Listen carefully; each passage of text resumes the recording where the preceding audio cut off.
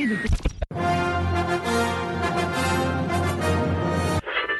am on my way.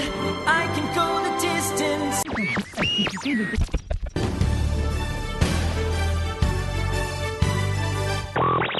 That's right, my friends. Why don't you come on in while we just do a final systems check?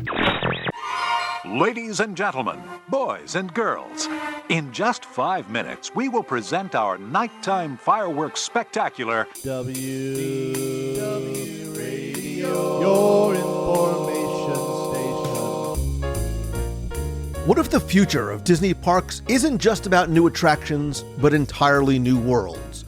This week, we're heading to Disneyland Paris for a special sneak peek to explore Disney Adventure World and the upcoming World of Frozen, and what they reveal about where Disney storytelling is going next.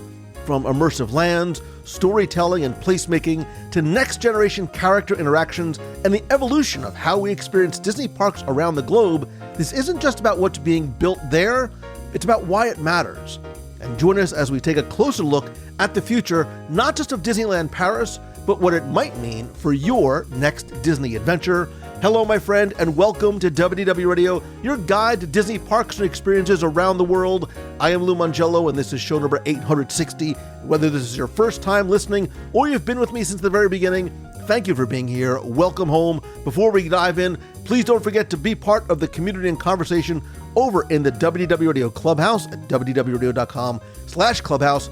Watch and chat on the live show every Wednesday at 7:30 p.m. Eastern on Facebook and YouTube, and sign up for my free weekly email newsletter at www.radio.com, and I will send you a free gift when you do. And when you're ready to plan your next Disney vacation, whether it's Disneyland Paris, Walt Disney World, Disney Cruise Line, or anywhere on this big, blue, beautiful planet of ours, visit my friends over at mousefantravel.com for completely free expert vacation planning. But for now, sit back, relax, and enjoy this week's episode of the WDW Radio Show.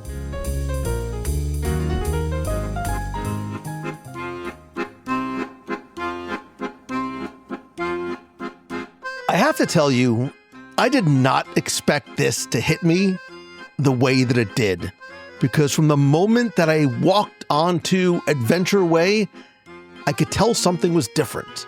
And the more that I explored and the more that I experienced the world of Frozen itself, I kept on thinking, this is what Disney does best. And on March 29th, Walt Disney Studios Park officially becomes Disney Adventure World, and at the heart of that transformation, World of Frozen is going to open up the gates for the very first time, and I was incredibly fortunate and grateful to have been invited by Disneyland Paris for a very special preview. And if you were following along on my Instagram stories and reels when I was there, you got a little taste of what I experienced, but of course I want and need to share so much more about this with you, what I saw, what I heard, what I ate, obviously, and my thoughts after taking a little bit of time to reflect, because from the placemaking to the storytelling and the technology within, there was a lot to take in, and I think a lot to process. So today I want to invite you to come with me to Disneyland Paris and Disney Adventure World. And joining us on our journey is somebody else who was also there with me, somebody who hasn't just watched the videos online and read the coverage. He created it because he experienced it firsthand with me even before it opened to the public. I want to welcome, for the first time in forever, not just to the show, but to Disneyland Paris, James Grosh from Guide to WDW. Hi, Lou. It's such a pleasure to be on here. This is a dream come true, not only to be on this show, but also to have been able to visit Disney Adventure World early with you, get to explore this park, and just like you said, just stepping onto Adventure Way, and we had this whole adventure ahead of us. So I'm really excited to explore what we experienced, and share that story with everybody.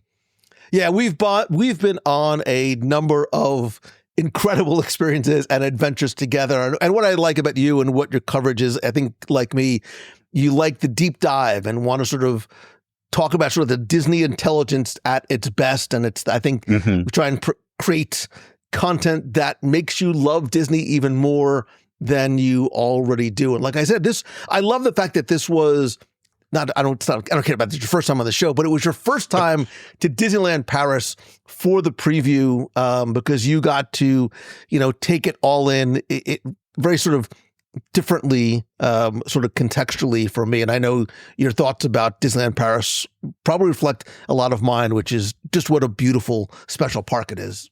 Oh, yeah, absolutely. And, it didn't even strike.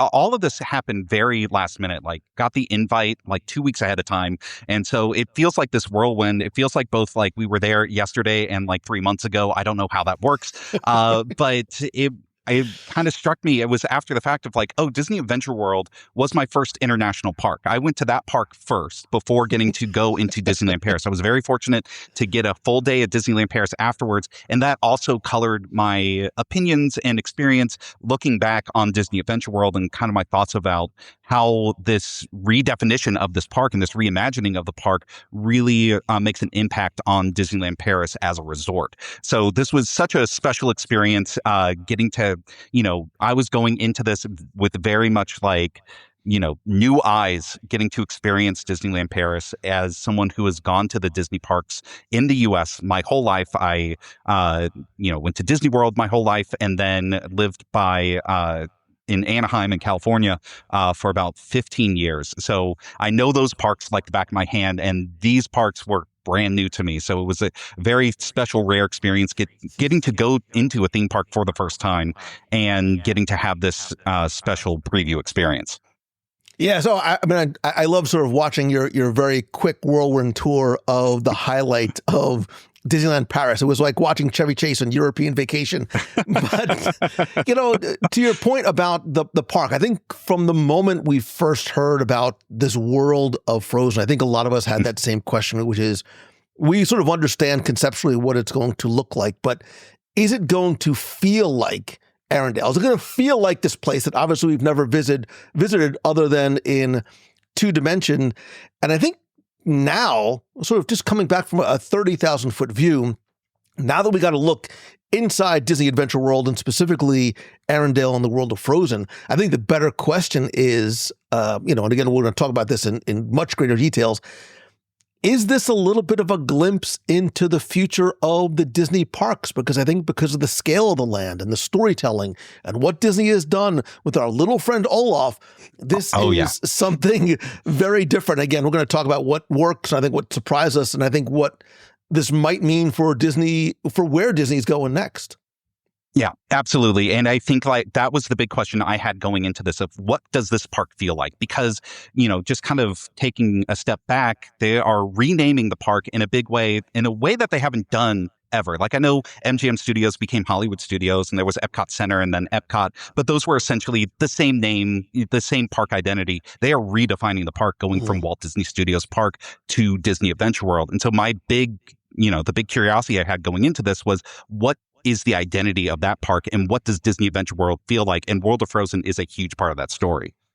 Yeah, well, I think Walt Disney Studios Park has, let's be honest, to a certain degree for a very long time struggled both financially and I think a while back really was struggling with finding its identity. And I think what we're going to talk about today really is a story of not, a little kingdom called Arendelle and a snowman who walks on boats, but how those characters and this land and a $2.3 billion investment is really going to change everything. Because to your point, when it rebrands on March 29th, I think this is one of the most ambitious transformation specifically in Disneyland Paris's history. And I know with changes in leadership and changes of ownership, a lot of things changed, and so much of it has changed in the past 20 plus years as the park doubled its footprint. But I think it's always struggled with establishing its identity.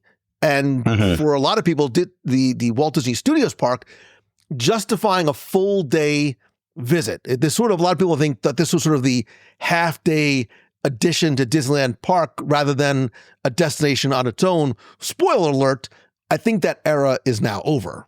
Yeah, I 100% agree. And I think that it really, in some very interesting and surprising ways, really sets the stage for what the identity of this park is, and shows, we even have glimpses of where it's going in the future. So it's, the parallel that I think of as a U.S. Parks fan is 2012 California Adventure. Of California Adventure and Walt Disney Studios opened within a year of each other, 2001, 2002, and they both had, not a great reception as a second gate. And it was like this early 2000s second gate problem that Disney had. And in both of these cases, with California Adventure, with adding Buena Vista Street and Cars Land, they really redefined what the park felt like. And for this, it's even bigger because, yes, they're adding Adventure Way, which is kind of this new entrance area, and adding World of Frozen, which is another immersive land. But they are changing the shape of the park fundamentally, and really changing how it feels very different going into this new area of the park from the existing Walt Disney Studios, which kind of feels like you're walking down corridors into all these different attractions and different lands, whereas this feels big and expansive.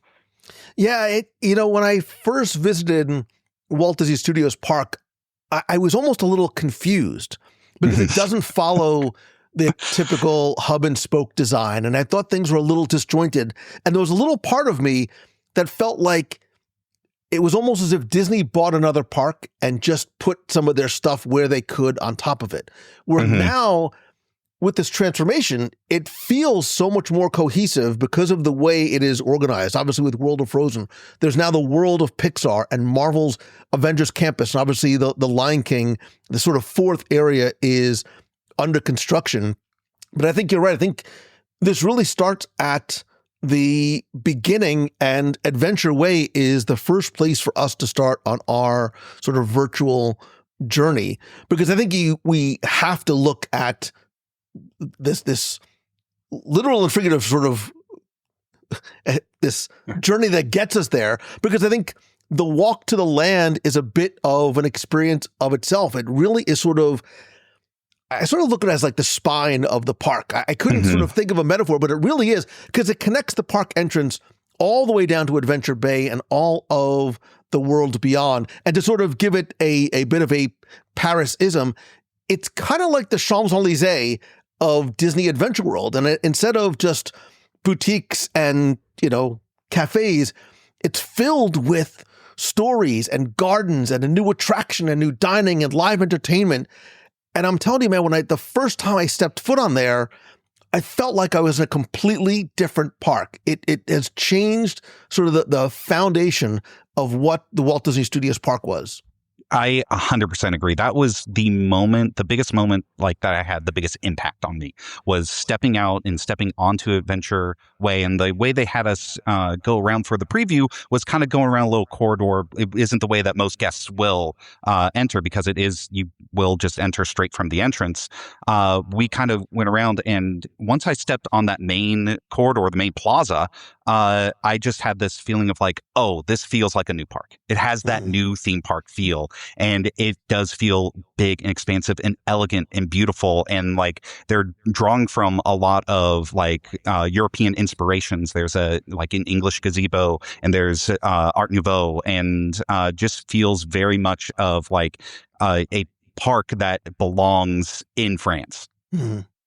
It's funny because I didn't spend a lot of time when I came in, because I was like a little kid, oh yeah, running down I was walking briskly down the street because I wanted to see the world of Frozen. But I spent a lot of time going back during the day and even at night. And there was one part of Adventure Way that really struck me. And I don't hear a lot of people talking about it. And I think it's one of the most impressive things that is a part of Adventure Way, because when you walk in, it's not just about what you see or what you taste, but it's about what you hear.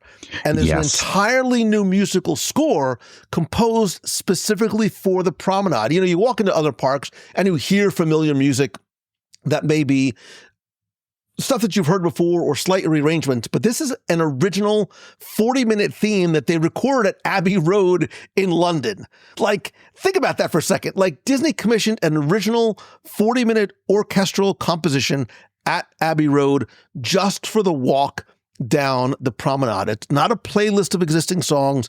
It's not remix classics. It's an exclusive score created just for this place. And oh, by the way, it's at Abbey Road. And I point that out because I think this is something that we're going to repeat over and over again. It shows the level of intentionality that I think is trying to really help define what Disney Adventure World is going to be. And it starts as soon as you step foot on Adventure Way.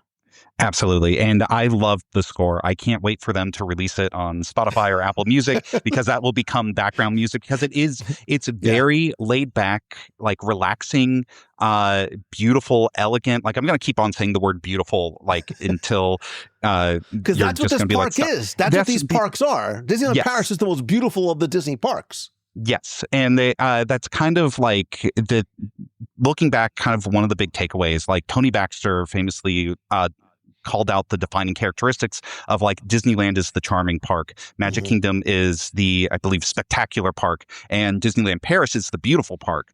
And if you look at what Walt Disney Studios was, it didn't have beauty as a defining quality. Whereas Disney Adventure World feels beautiful in a way that's distinct from Disneyland Paris, but in a way that complements it. It has its own feeling, but it definitely carries on that beauty that Disneyland Paris has that I think is what a second gate should do. It should complement the original park in a way that doesn't feel too different. And I feel like Epcot has that spectacular feel that complements Magic Kingdom. And I feel like Disney Adventure World has that beautiful feel that complements Disneyland Paris Park. And if you notice too, to that point, I think this really sort of illustrates that even further. At the end of Adventure Way, you're not walking into an attraction. You're not walking into a queue. You're not walking into a gift shop. You're walking into gardens, right? There's all of these storytelling sections and moments that are happening in between the attractions, and all these gardens along Adventure Way take inspiration from Disney and Pixar stories. Tangled, Toy Story garden. There's a gazebo garden, going back to your point about sort of this English style setting. You feel sort of inspired by Winnie the Pooh and Peter Pan and Dalmatians. And I sort of felt that, and I'm so happy we had the luxury of and the privilege. Understand we had a unique experience because there was not a lot of people there.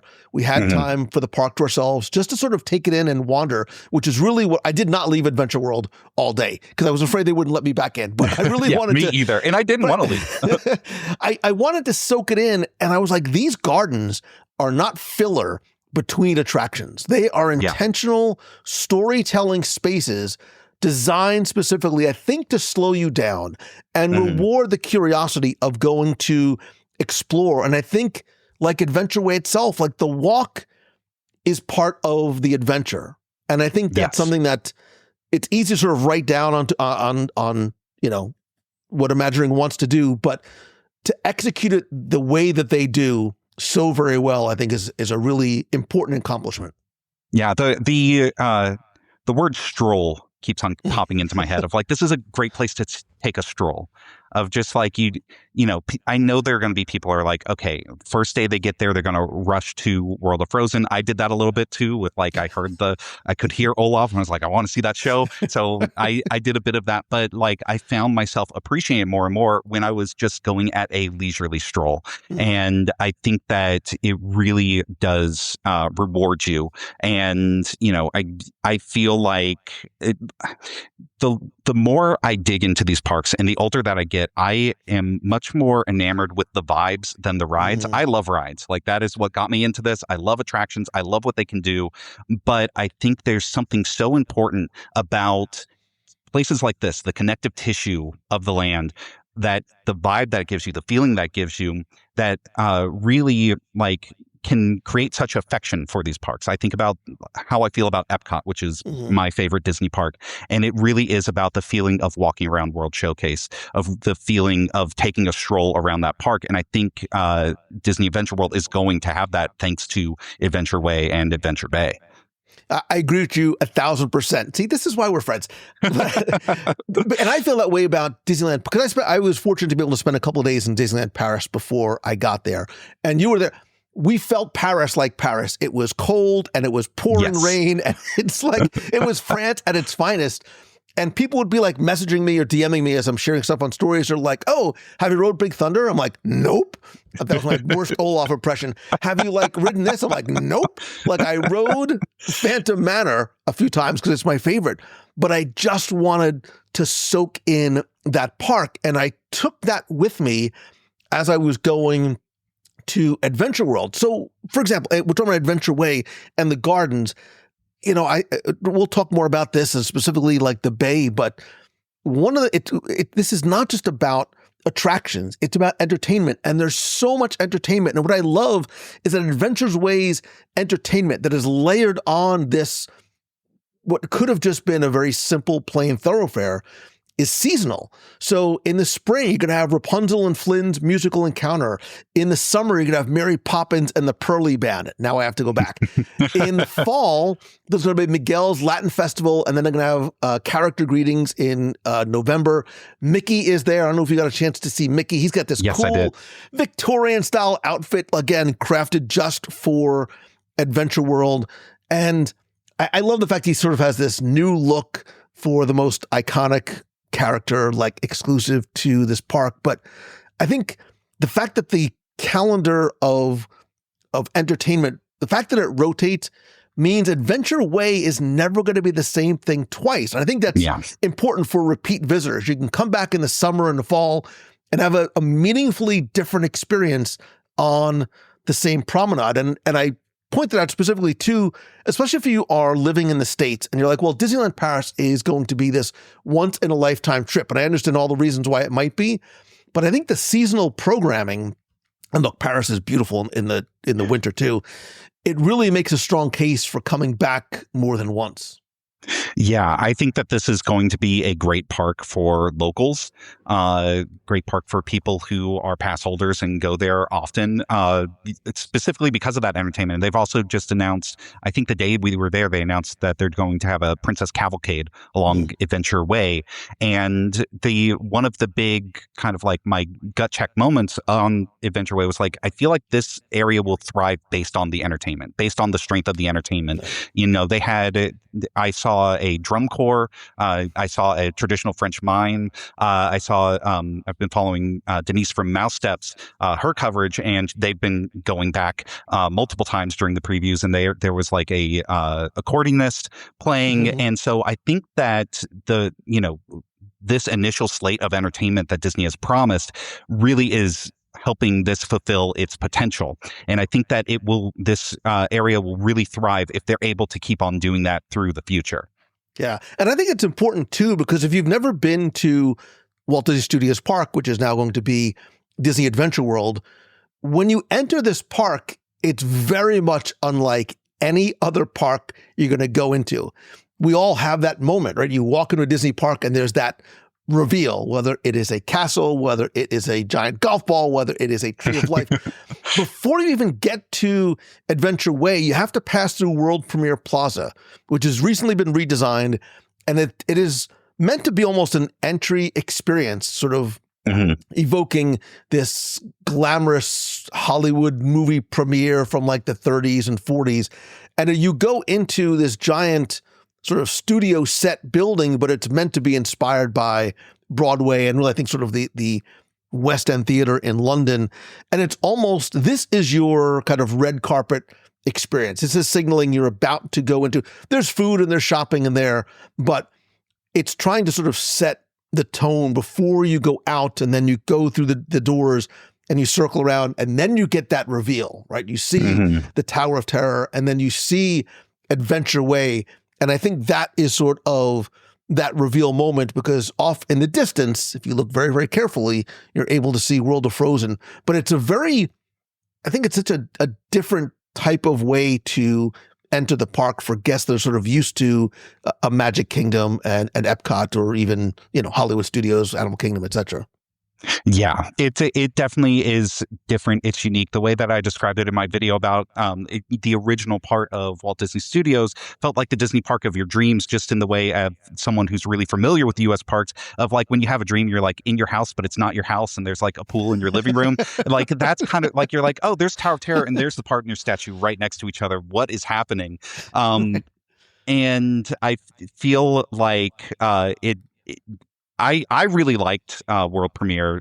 Just like it gave me these like Hollywood Studios at night vibes, and I'm always love a like interior for exterior at night type of scenery that Disney can do. But I do think like as soon as you step out and you see Tower of Terror, you can see World of Frozen in the distance. And it's something that, you know, you think about Galaxy's Edge and Pandora and Cars Land, they have these big skyline reveals once you step into the land of like, you know, they're kind of hidden from the rest of the park, and then you step into the land and it opens itself up. Whereas the North Mountain from Arendelle is calling you from across Adventure Way. And it has this silhouette that, you know, it acts as a weenie for this park that, you know, Imagineering hasn't done in a while. And like, it reminded me of kind of like the skyline of World Showcase where you have the pavilions. And I think as they continue adding, and as you have, you know, Pride Lands with Pride Rock, it's going to have this really amazing skyline. And that was one of the things that struck me most of like stepping in and having this big expansive feel was like, oh, and then there's this amazing skyline across the bay.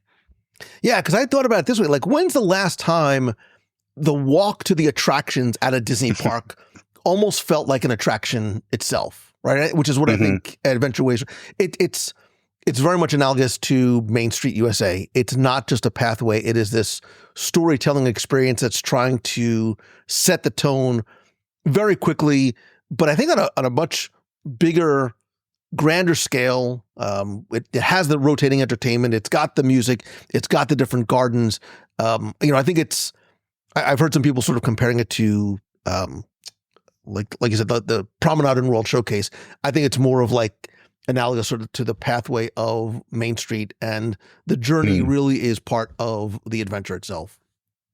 Yeah, I definitely agree. And one of the things that I really liked about Adventure Way, there are attractions on there, and the one that is opening on March 29th is the Rapunzel Tangled Spin, the Tangled Teacups, as I like to call it. And one thing that I like in terms of the placemaking is that it is a little tangled area. It's a mini area. It isn't like this big immersive land. There's no Tangled Tower or anything like that, but everything fits in cohesively with the design of the rest of Adventure Way. But the color scheme changes from, you know, these jewel-toned greens to these Rapunzel purples, and there's, you know, a little pond with a boat with a lantern on it, and it all feels very intentional, as you keep on saying, and elegant in a way that feels like, okay, this is the tangled area, but it isn't like a jarring transition. Right. It fits in perfectly. And I hope that they continue on with that. There's an up attraction that's under construction. I'm hoping that the up has a little, you know, its own defining characteristics that fit in with the rest of that. And I feel like this like kind of mini area concept is something that they could carry around moving in the future. Yeah, it's interesting because Rapunzel's Tangled Spin, it's only the second Tangled theme attraction in any Disney park in the world. The first one in Europe, the Tangled restrooms in Walt Disney World do not count. No.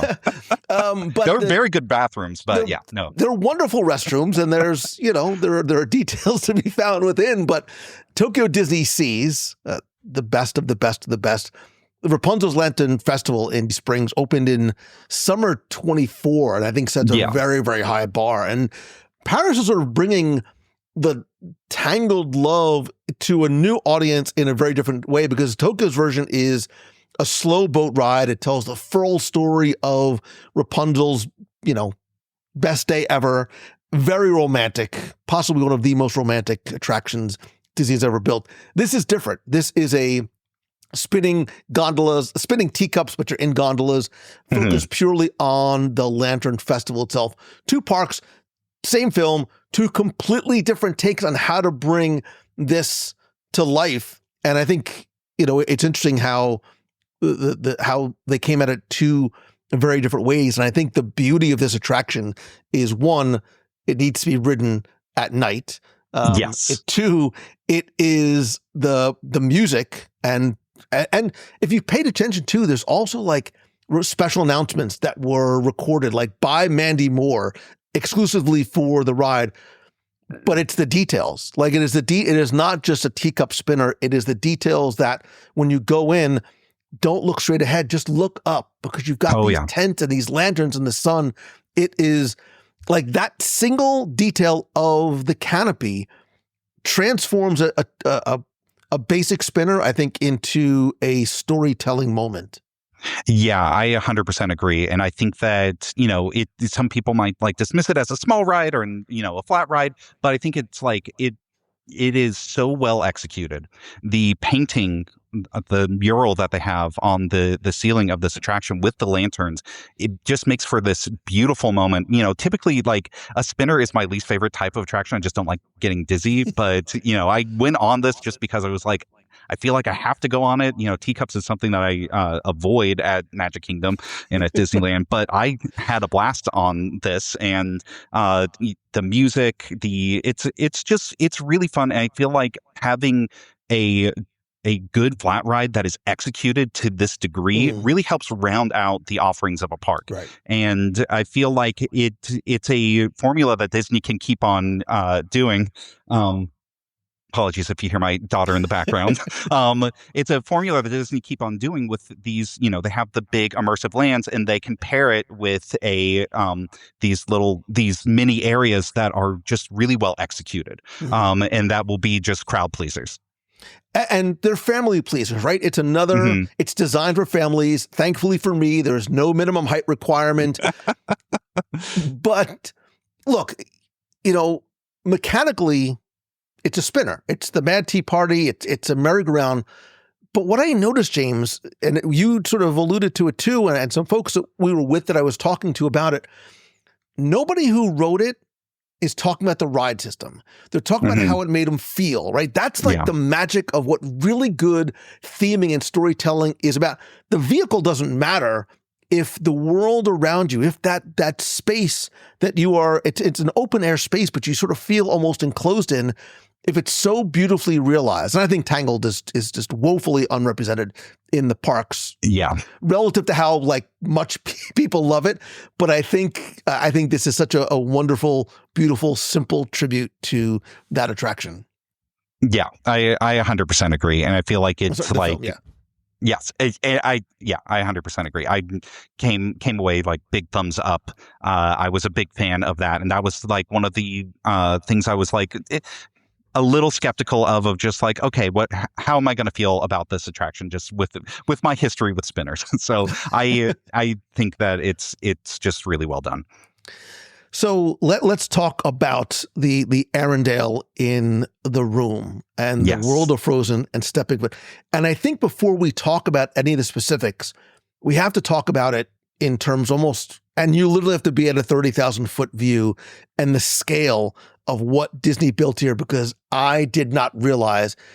My first reaction when I walked up to Adventure Bay was like, whoa, this was much bigger than what I expected. And if you start with the numbers, the world of Frozen alone is 7.5 acres. And at the heart is that North Mountain. It's 118 feet tall. So this is not just a small little area inspired by Arendelle. It is like this full-scale, life-size recreation of this kingdom that, again, it's intentionality, it is commitment.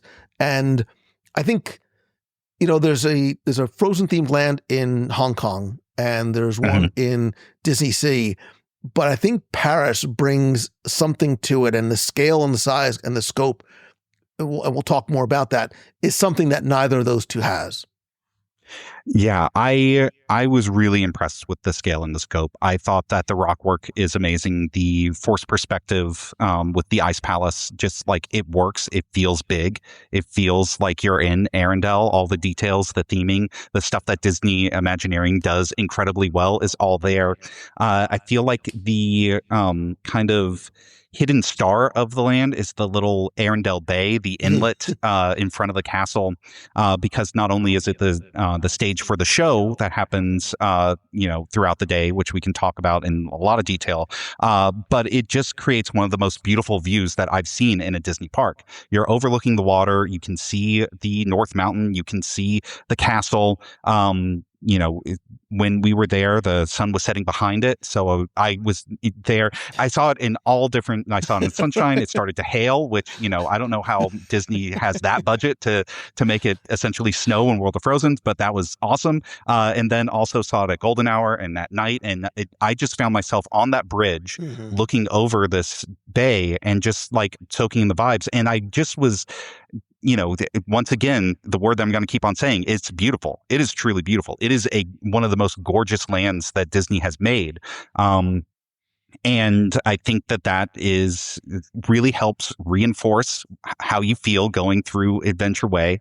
And I think it also just fits in with Disneyland Paris.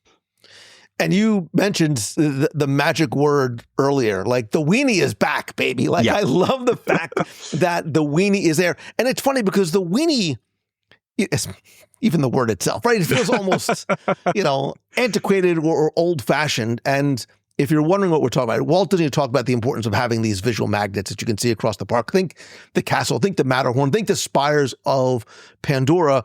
And because you can see that North Mountain and the Ice Palace all the way from across Adventure Bay, like the second, even before you step foot into the land, like that is pulling you in. And I love how it's not hidden, right? It's sort of this thing that sort of beckons you from across the park. It's a different type of approach than, you don't see Cinderella Castle the second you walk into Magic Kingdom. You've got to go, you sort of have to make your way back to the center of Main Street. You don't see Pandora until you're fully immersed inside that land and you sort of get that reveal. But I think here it does draw you in. And as you get closer and as you step into Arendelle, I know James will use this word almost too much, but when you talk about it's not just themed, it truly is immersive. It's not decorated. You feel like you are somewhere else. And I kept on saying this over and over again. I think the last time I felt the way that I did when I stepped into Arendelle was the very first time I walked into Cars Land at Disney California Adventure. Wow. Yes, because it is very much of like you are walking into a specific scene that from the movies.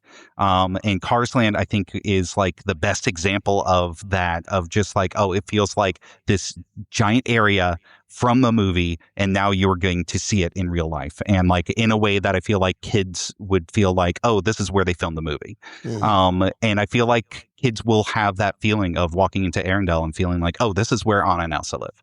Like that's what it feels like. Right, because it's also, and I think that you get that not from, again, that wide shot view, but as you get closer, because the devil's in the details, right? It's the rock work, it's the newspaper, it's the Easter eggs, it's the bathroom signs that are themed, it's the portraits. Like these are the details that you don't see on the Disneyland Paris website, right? You don't see in promotional photos. And I've seen some people say, and I don't know if all the people that I've seen say this have been there or not been there. People are like, well, it just looks like a plussed up World Showcase really. And it looks like and I'm like, that I think is the highest compliment you can pay to it. You may have meant it as an insult, right? I think it's because I think it has that same sense of stepping into a real place that it's not from the movie, but I think the differentiator here is it is a place with real culture. Because except the fact that the culture here is a fictional world called Arendelle. Yes, I actually used that line, plussed up World Showcase Pavilion, but as a compliment, because I love World Showcase Pavilions. And I think that just in terms of like setting the expectations for the scope of the land, of like there is an attraction, there's a restaurant, there's shopping, it's not as massive as a Galaxy's Edge or a Pandora, but it does feel like, it feels fully immersive.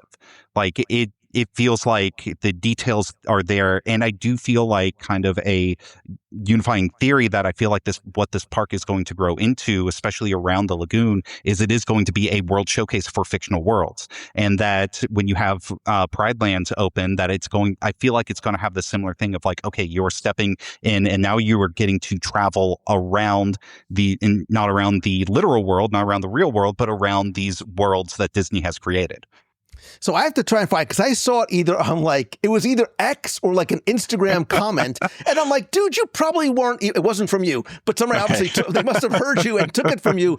And I'm like, and I get frustrated because like, you probably weren't even there. You're just basing it on like the 10-second TikTok video you probably saw. And that was the reaction.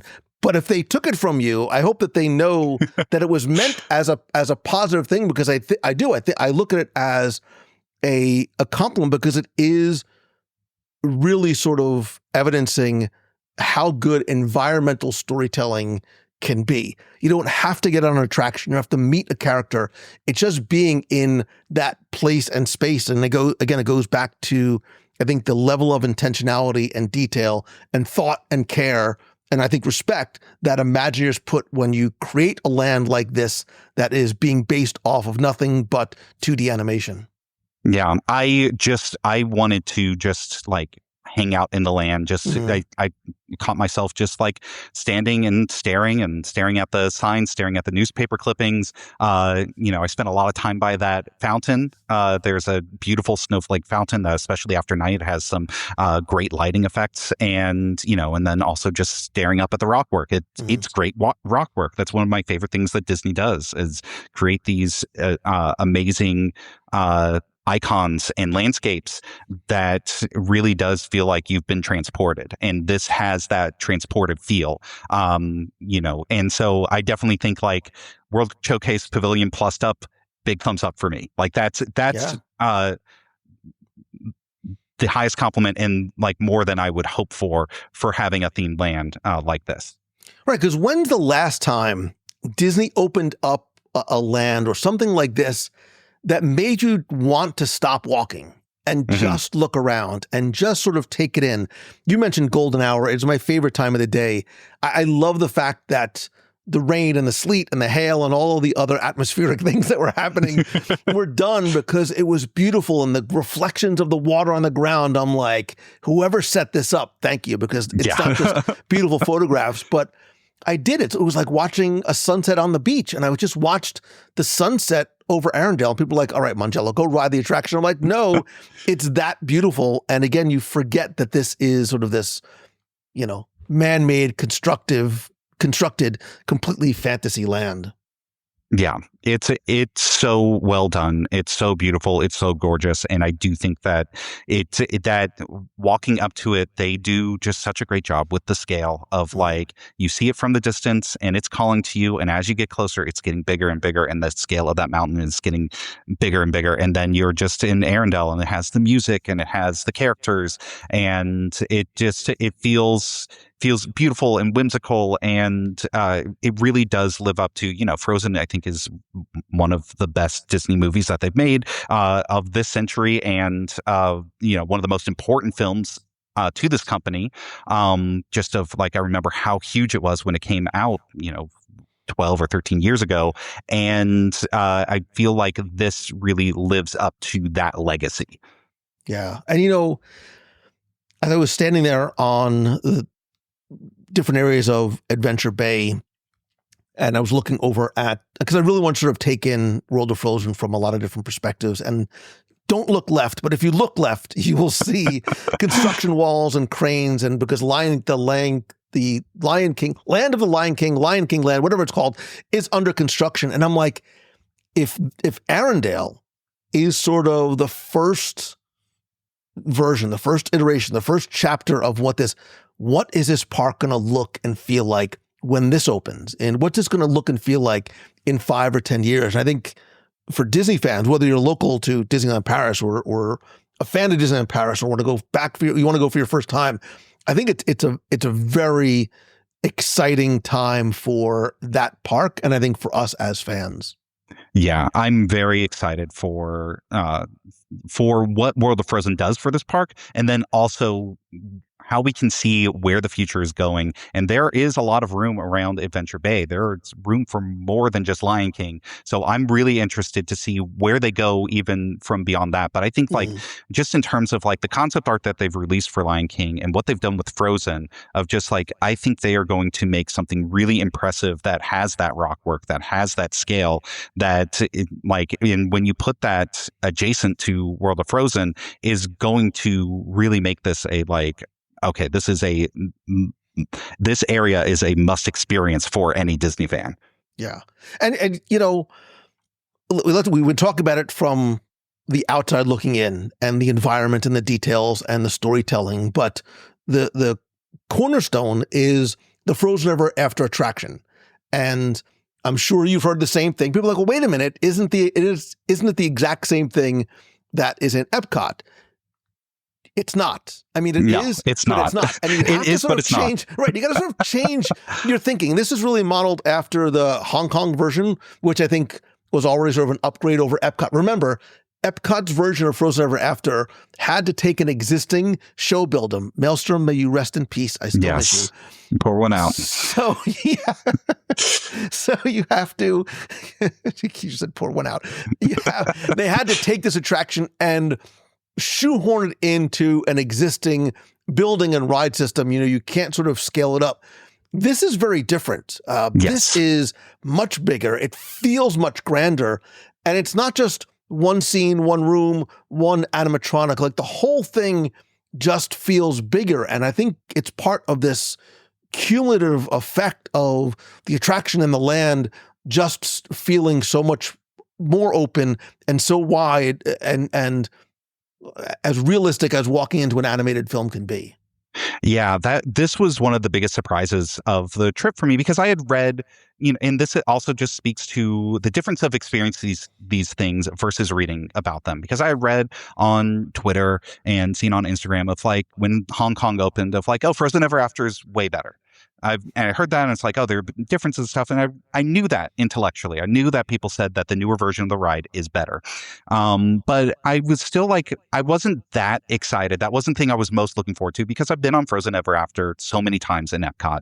And it's a ride that I really like, but it's not my favorite ride at Walt Disney World. So it was like, I kind of went into it with the attitude of like, okay, I want to see this, experience this. But there's so many other things to go do that I'll do this once and I'll go do everything else. And we got to go on it together for my first time, and I think you could hear me. Thank you. Yes. Oh, yes. It was great. Dream come true. But I think you heard my genuine reaction of like, I was blown away by how big of a difference of like the scenes are bigger, they are brighter, just the way that the animatronics move. And I know that Epcot just recently got upgraded figures, but this just like each scene, it has the same like beats, the same scenes, but each scene is anywhere from like 10 to 50% better. And the cumulative effect is just like, it feels like a new attraction. It feels new. And I think, you know, kind of similar going back to the US park comparisons of like, there are big differences between Pirates of the Caribbean in Anaheim and Orlando.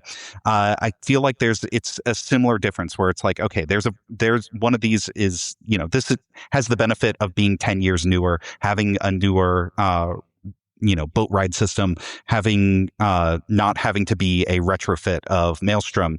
And I think they knocked it out of the park. And it's like, it bumps it up for me, like by a whole grade level. And so I think as like this being the like, you know, until Lion King opens, the main driver attraction for this park, the big headliner, I think it lives up to that. And I think, you know, we can kind of look at it as, you know, kind of spoiled US fans of like, oh, we've been on this ride so many times. But like for that part of the world, they haven't had a Frozen Ever After. And now they get the best version of it. And I do think that it is among the best attractions at Disneyland Paris Resort. And again, we had the unique privilege. I don't want it to sort of be lost on, you know, we were able to experience it without other guests there. So I love being able to take my time and walk through the queue. For me, it's all about the details and the storytelling. So I think the queue is even upgraded. I think there's great details in the queue. I need to ask you, correct me if I'm wrong, because I heard a couple of people say this, and we couldn't tell because it was really, really, really cold outside. I was a little frozen popsicle by the end of the night. Is it true that the queue is intentionally kept cold because they want to like reinforce this idea that you are in this frozen world of Arendelle? I don't know that. That would be pretty brilliant if they did. And, you do go through and see Oaken Sauna, which is fun in the queue. I don't know because I was also just frigid that day. And I kept on taking my jacket on and off and on and off because I kept on getting the sun would come out and then I was hot and then they'd go away and then it would hail. And it was a crazy weather day. So I wasn't sure about that. Yeah. And one thing that's different too about Paris versus Hong Kong and obviously Paris versus Epcot is, the castle in Hong Kong is just, it's a sort of a visual prop. It's a landmark. Or here, because they had the blessing of size, it is something that you can go inside. It's the home of Anna and Elsa. It's where you can go and meet the characters. And again, we'll talk more about the character interactions themselves. But again, I love the fact that it is not something that you just look at, but that you can walk into. It's great. And also I loved, just the queue area before you meet them. You see all the paintings from For the First Time in Forever all along the wall. And that just, those details are just, that got a big smile on my face. So you talked about how the attraction is sort of the quote unquote, almost the only attraction. It is sort of the thing that draws people in. It was not my favorite part of what I experienced that day. And as a complete surprise to me, and really the first thing that I saw even before the attraction was the Celebration in Arendelle show. Oh yeah. It's Anna and Elsa and Kristoff and Olaf celebrating Snowflower Day. And it takes place on the water on this little, not on the huge adventure bay, but in this small, almost like marina and lagoon aboard these 3 like Viking long ships with new music. And the music is by Kristen Anderson Lopez and Robert Lopez, who did obviously Let It Go. This was the first thing I saw. I think you said that you went back and watched it like all 3. I saw all 3 shows of it because I had very neutral expectations of I'd seen the concept art of they have a daytime show on the water and it'll have the characters. And I thought it would just be they'll come out, they'll sing Let It Go, and then it will be over. And that type of level of thing. I wasn't expecting the original music. I wasn't expecting how detailed the ships were. I wasn't expecting the movement of the boats. This really took me back because I would say this was my favorite part of the experience. It's probably because it has the the Olaf robotic character, which is amazing. I'm sure we're going to talk a lot about that. But just the show took me back of just their riffs on Frozen classics. I think Josh Gad voiced Olaf, new lines for it, and just original songs. And it's just the whole thing just felt delightful. And there were fountains, there was pyrotechnics, there was snow. It really does feel like a bigger show than I was expecting. I love the fact that we had the privilege of having no prior knowledge of what to expect. Because again, I thought the same thing. It'll be cute. Little boats will come out. They'll maybe sing a song. But like you said, there was pyrotechnics and there's fountains. And I didn't get to see it at dusk, but I could imagine the lighting must have been spectacular. Yeah, they have a really great lighting package for the show.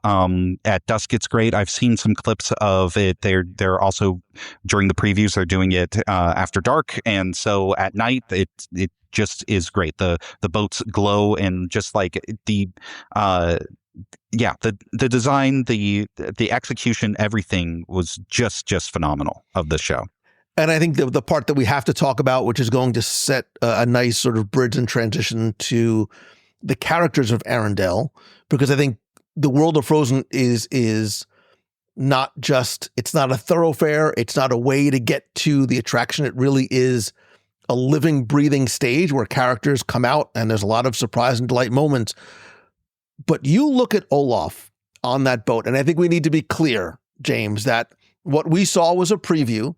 What we saw might not happen every single day. With great power comes great responsibility. With new technology also comes challenges. What we did get to see was a moving, walking, talking Olaf I'm on a boat. He was on a Yes. boat, like moving around. When I say moving around, I don't mean there's like some guide wire. I don't mean that there is something. He is literally walking as this boat is spinning in 360 degrees. I kept on, I'm like, are my eyes deceiving me? Because that technology was, I think sometimes we get jaded. We don't get a lot of jaw-dropping moments. That was a jaw-dropping moment because that was my first time ever seeing Olaf like that. Yes, same. That was the biggest takeaway of just like, it is the free roaming Olaf robotic character that we've seen the videos of and that everyone's really excited about. And I remember when they announced like, oh, he'll be part of the show, I was like, that's an interesting use of this technology. And these boats move really swiftly. They rotate around. They are choreographed. And I was just blown away of like, Olaf isn't just stuck in one position. He's walking, he's turning, he's emoting. He does a whole performance. And I had the pleasure of interviewing Moritz Bacher from Imagineering. He's the lab director in their like Zurich robotics division. And that was my first question of like, okay, you put him on a boat. How did you pull that off? And they're using this really cool AI technology called reinforcement learning, where basically they can run these simulations and they can run a decade's worth of simulations in just like 2 days. And so they have this Camino simulator that they've built on top of technology that they developed with NVIDIA. So all very like cool, techie, nerdy stuff. But basically they can accurately simulate the mechanics of the Olaf robot, and then it can give it like rewards based on, okay, can you walk? Can you walk in a straight line? Can you perform this animation without falling over? And it does this, thousands and thousands of times in a simulation. And what Moritz told me is that they also account for extreme forces. So they apply extreme forces onto the virtual Olafs in this. And so I was like, were you nervous? This is your most cutting edge character ever. You're putting it on a boat. Were you nervous? He's like, oh no. We so thoroughly test this that it was not a problem. So it's the AI reinforcement learning that Olaf, the robot, is able to self-correct and self-balance. And so I got a lot of comments of the video I posted being like, oh, well, they must know like the boats are pre-programmed or it's on a track. It's not moving that much. And it's just like, I'm looking at it. Those boats are rocking. They're moving. And it's just like, Olaf did a better job than I would on this boat because he's had 10 years of experience doing it in a computer before ever stepping foot. So it's one of the coolest things that Disney has done with technology because, all that stuff is really techie and nerdy. And I love that. And I love reading the research papers. But the thing is, like, the technology melts away and it feels like Olaf. Mm-hmm. They worked with animators from Walt Disney Animation Studios who worked on the Frozen films to create these expressions for Olaf, the way that he walks around, the way that he looks. It feels very much of like, this is a character that stepped out of the movies and into the real world in a way that feels impossible. Yeah, this is not technology. This is not a robot. This is true sorcery. This is magic. It is. This is what Disney magic looks like in 3 dimensions when you see it in front of you. And you heard the gasps. You heard the reaction of quote unquote adults who were there to do a job and to experience this thing. And we saw him on a boat, and we were again very fortunate to be able to see him, close up. He was free roaming and free walking around. He was behind a gate and for a show, and we saw him. He was 3 feet away from us. Oh yeah, and you forget that you're watching a machine, a robot. You've seen the Boston Dynamics robot, and you're like, oh my God, look what they can do. This is a whole different level because when you see him on a boat, yes, he's at a distance. When you see him close up, and he looks at you in the eye, and the way his snowy face emotes, it's very easy to suspend your disbelief. Yes, it's one. I keep on saying it's one of the coolest things I've ever seen in a theme park. they did such a great job, and they've had these free roaming characters now on this platform with the BD droids that they've been bringing around the world in Galaxy's Edge, and they had Herbie last year at Disneyland. But those look like robots. Those are robots that look like robots, and they walk around like robots, and they're really, really fun to see, and I love them. But Olaf is something different, of just like, okay, they have taken what they've learned with this robotics platform, and now they are bringing this character to life in a way that, like, Olaf is not an easy character to make. That would not be the first character that you would go like, okay, I'm going to have this giant head on a tiny body on a tiny neck. They had to actually innovate in heat management to make sure that the neck didn't overheat. So they created a reinforcement learning policy so that it was like, okay, don't overheat your neck. And that was one of the things that they did. And they also made an asymmetric leg design so that the legs could fit in the snowball. And so that you just see his snowball feet shuffling at the bottom, and it doesn't look like a robot. So like you said, it all this technology is amazing and great, and I love it, but the effect is just like, it's incredible. And I was editing some videos. My daughter walked over and she looked at her. She went, "Oh, that's Olaf," and she was delighted. And she, she's 2, and has a tentative relationship with like the costume characters. Like she's Minnie Mouse. She's okay with any other costume character. She's like, I don't know. And I think because there's like this size. Unexpected size that little kids can have challenges with costume characters. I don't think they're going to have that challenge with these robotic characters of this size, of like seeing them from a few feet away, and like it's going to feel like, oh, that, like we said, oh, now I'm in Frozen where they filmed the movie. Kids are going to be like, oh, and there's Olaf. And it's going to feel like Olaf to them. It felt like Olaf to me. And I'm 39 years old. So I was just like, I was blown away. Look, when I stood, I sort of weaseled my way up to the front of the fest. Oh, me both. When I looked up into Olaf's eyes, because he's like 4 feet tall, when I looked up into Olaf's eyes, I caught myself, James, with this just huge smile on my face. This huge, genuine, just like warmth. And, we talk, it's about the way Disney makes us feel, the way Olaf made me feel when I saw him. However, I want to be very clear, and a very sort of important note if you are planning your next trip to Disneyland Paris. Seeing Olaf is never guaranteed. He's not on a fixed schedule. He's not posted on the app. He just appears. And when he does, it is a true magical moment, and you are fortunate if you catch him in Arendelle when he's walking around. To that point, I think you can sort of spin that as, when he does show up, like, it's cool. He's not performing. He's not on a set schedule. He, like the other characters, he lives in Arendelle. And when he shows up, he shows up. And if you happen to be there when he's there, like, feel grateful that you were able to get that moment. Yeah, I feel like this is very much clearly of like, they have him for the show. That is like the plan A for the show, is like the Olaf robotic character will be on that boat. They have a puppet character that they have as a backup in case there are technical issues, so the show goes on, which is great. And I think that they're still going to work out of like, how are they going to bring Olaf and have Olaf roam around the land?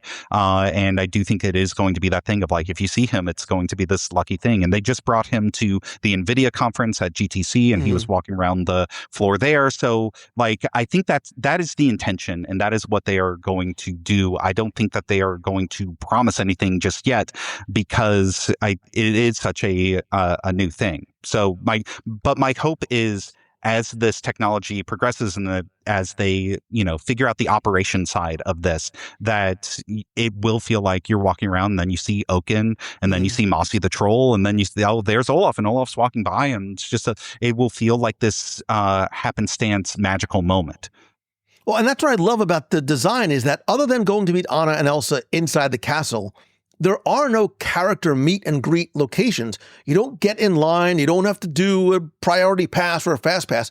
The characters are just free roaming, walking around. And again, we sort of use this, surprise and delight moment. And I think that's the huge differentiator, because I would get excited as I saw Oaken, or as I was introduced to Mossie. Like, Oaken is great. He's got his sort of few moments on film. If you've been on any of the Disney cruise line ships, and if you've been in Arendelle, you can meet Oaken there. But this is very different, seeing him in this context. And I love the fact that it is not just sort of this photo moment. It is this he's got sort of his signature little move like for his photo, but the fact that you can interact with him in such an authentic, real, and unscripted way is, I think, what makes these things special, where everybody sort of just gathers around and has their moment with him, as opposed to waiting in line and having the door open and going to meet a character.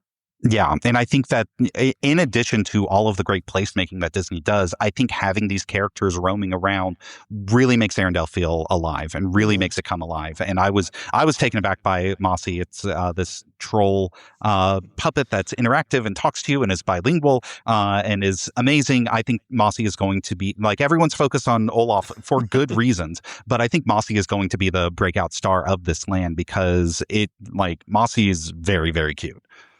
Yeah, and I didn't even know who or what a Mossie was. Like, I know of the trolls, and he's this baby troll character that was created specifically for this land, and he's a real character. We know he's a puppet. Yes. But meeting him is different than meeting a fur character or a face character. It reminds me of when you used to be able to meet Figment in Epcot back in 1983, and Dreamfinder was there and he was sort of holding Figment in his arm. It's the same kind of thing. And as much as I loved watching and interacting with Mossie, I loved watching and seeing the reactions of people who were interacting with Mossie, little kids to big kids. Yeah, that was very cool, and it definitely gave a jolt of extra excitement and energy. And so I really hope that this is a great start, and I hope that they continue to do more and iterate on this because I do think that is just it. The land is such a special stage, and I think that these characters really bring it to life. It got me, and you talk about how he is. I think you called him a breakout star. I think he is. I think he's the unexpected star and super bright light in a land of a lot of bright light. Like, think about how Figment really unintentionally, I think, became the icon of not just Journey into Imagination, but now he really is sort of the representative icon of that park. Or how Duffy became this phenomenon in Tokyo Disney Sea. He didn't necessarily take off here the same way. Go to Tokyo Disney Sea, Duffy's bigger than Mickey, right? Oh, yeah. I wonder, could Mossie start to become, Disney Adventure World's version of that same kind of story? Because all signs are Mossie, I think, was the most popular character in that park. Yeah, I think that there's a good chance, especially they already have a baby troll interactive toy that you can buy from the land that I somehow resisted buying and putting in my carry-on. And so I think that I really like Frozen and the trolls in it, but those characters never gave me that excitement, the warm, cuddly feelings that certain characters do, like Olaf does. But Mossie, I was like, oh, I'm really taken aback by this puppet, by this performance, by this, it's one of those things of just oh, it feels very interactive. It feels very magical. And it makes it feel like, oh, you are in Arendelle.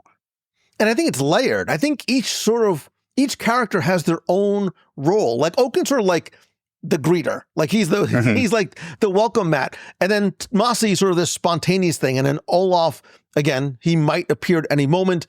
Anna and Elsa, they do have a reservation-based system if you want that royal encounter, each one. But I think each character encounter serves a different storytelling purpose. And seeing Mossie obviously is a puppet, but when I saw Olaf, I thought back to the Living Character Initiative from the early 2000s and this evolution of stationary audio animatronics into free-roaming, lifelike characters. And I remember the first time I saw Lucky the Dinosaur, I think back in 2002, 2003, somewhere this was the first time an animatronic could walk and interact. He didn't talk, right? Olaf can talk when he wants to. We had to tow the sort of big carriage behind him, not Olaf, Lucky, had this which was this giant battery and power source behind him. And then we sort of evolved to, and I love this. Whoever has the Muppet Mobile Labs sitting in their house in my gosh, love Muppet Mobile Labs. Muppet Mobile Labs in Epcot because it was this free roaming interactive thing with Beaker, Dr. Bunsen, Honeydew, and I think it continued to evolve with Turtle Talk and Remy, and we've seen Wally at things like D23, but it's this leveling up of the engagement of and with these characters that we're starting to see. Yes, I think it's very, very exciting. I have a whole video on my channel about the future of animatronics and the future of these free roaming characters, because I think that there is like a level of skepticism out there of like, oh, they'll trot these characters out and then they'll disappear, which is, like Muppet Mobile Labs was rare and I got to see it one time and that was like one of the best experiences I've had in a Disney park, but that was just that one time. The difference now, and the reason that I'm really optimistic, has to do with the technology and how fast that Disney's able to develop these characters. Like Lucky took 5 years to develop, whereas Olaf took months. Which is incredible. Like it's incredible because it's such a technological leap forward. Yes, it's so much more advanced and expressive, and it all has to go back to that simulation and the reinforcement learning technology because what Imagineering told me that they can do is now they can work with off-the-shelf parts, which are much before they basically had to have perfectly machined, very expensive parts. So it took years to make these, whereas now because they can simulate things and simulate all the different parts and they know how it's going to work and that it teaches itself how to walk, they can have these characters come online within months. Like Herbie last year was 90 days from concept to in the park, which is crazy. And so I think, and they did say, they didn't give me any hints, but they were like, they're building a platform. They're working on new characters. And I feel like that this is going to be what they are going to do moving forward. Of like, not all the characters are going to be replaced by robots. We're still going to have face characters. We're still going to have costume characters. But this is just another tool that Disney has to make these characters come to life in ways that do feel magical. And I feel like we're going to see that more and more over the next few years. And if this is where we are now, James, in 2026, with this technological leap that took 5 months, not 5 years, right? We're going to talk about some other things soon that took, were years in the planning. This took months.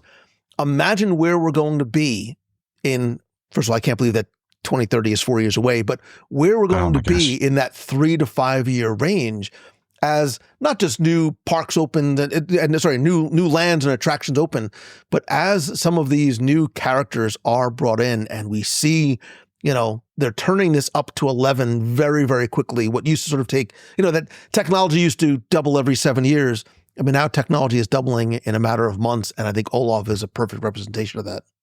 Yeah, I'm really, I'm bullish on this. I'm excited about it. I think that this is like we are just starting on this new kind of chapter. And I feel like we're entering this like new golden age for Imagineering where these characters can come to life in so many great creative ways. And Olaf, just like the experience that I had with Olaf is something that is going to stay with me.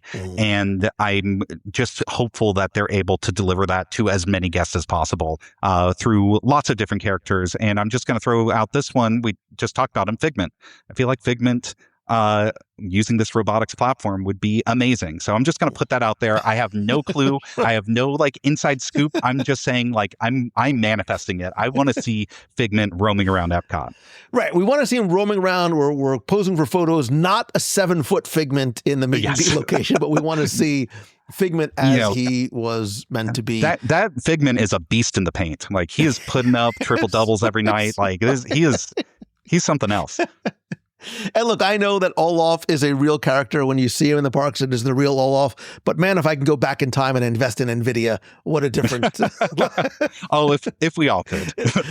All right, let's talk about something that doesn't always get enough attention when we talk about the opening of a new land, which is the dining and shopping. Because I think here they are not afterthoughts. They are very much part of the story. And there are a number of different dining locations that, again, I feel are very intentional and very different than anything that we have seen before. So inside of Arendelle is the Nordic Crowns Tavern. That's where you and I had dinner together. It's the only dedicated dining location inside of World of Frozen. Again, I think very intentional based on the layout of the land and what other options there are. It's designed as this sort of coastal Norwegian tavern. There's a lot of maritime and Arendelle-ish inspired details throughout. What I did like in concept is it's sort of a build your own. It's sort of, if there was a Chipotle in Arendelle, this is what it would feel like. Yeah. It's a build your own bowl. Like you choose your base of, I think it's mashed potatoes or quinoa, your protein, there's salmon, turkey meatballs, there's some plant-based options, veggies, and your sauce. I think there was a cranberry, mustard, and a dill. So you have that sort of Scandinavian, Nordic inspired feel. The food is meant to feel authentic and regional and very story driven. And there's Frozen themed desserts. There's like a snowflake dessert, and I think there was like a Frozen themed ice cream. It was an ice cream in a waffle bowl. Yeah. It's quick service. It's a quick service, counter service location. We both went there and had dinner. Look, it's, one of the things that people talk about Disneyland Paris is sometimes the food is not the strongest that you might find. I think it's a fine meal for what it is. You're almost more going for the theming than you are the flavor. But I do like the fact that you can sort of customize it based on what it is that you want to eat. Yeah, I have to agree with you.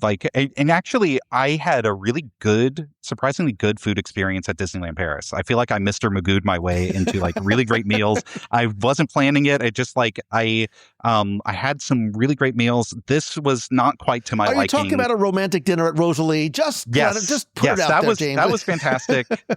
We had dinner the night before we got to preview Disney Adventure World, and that was amazing. That was a great meal. I also, they had these gourmet chalets, little food booths, and I had a raclette and ham sandwich in Fantasyland, and that was literally the best thing I had in Paris. It's almost like a little mini Christmas market that they have going on at and they have one in by Remy in Disney Adventure World too. They're seasonal; they're not there all the time, but you caught it on again the cold, frozen, rainy days. Yes, so. And I feel like those gourmet chalets would fit really well on Adventure Way. It feels like that is designed to have these seasonal food offerings, kind of like the food festivals at Epcot.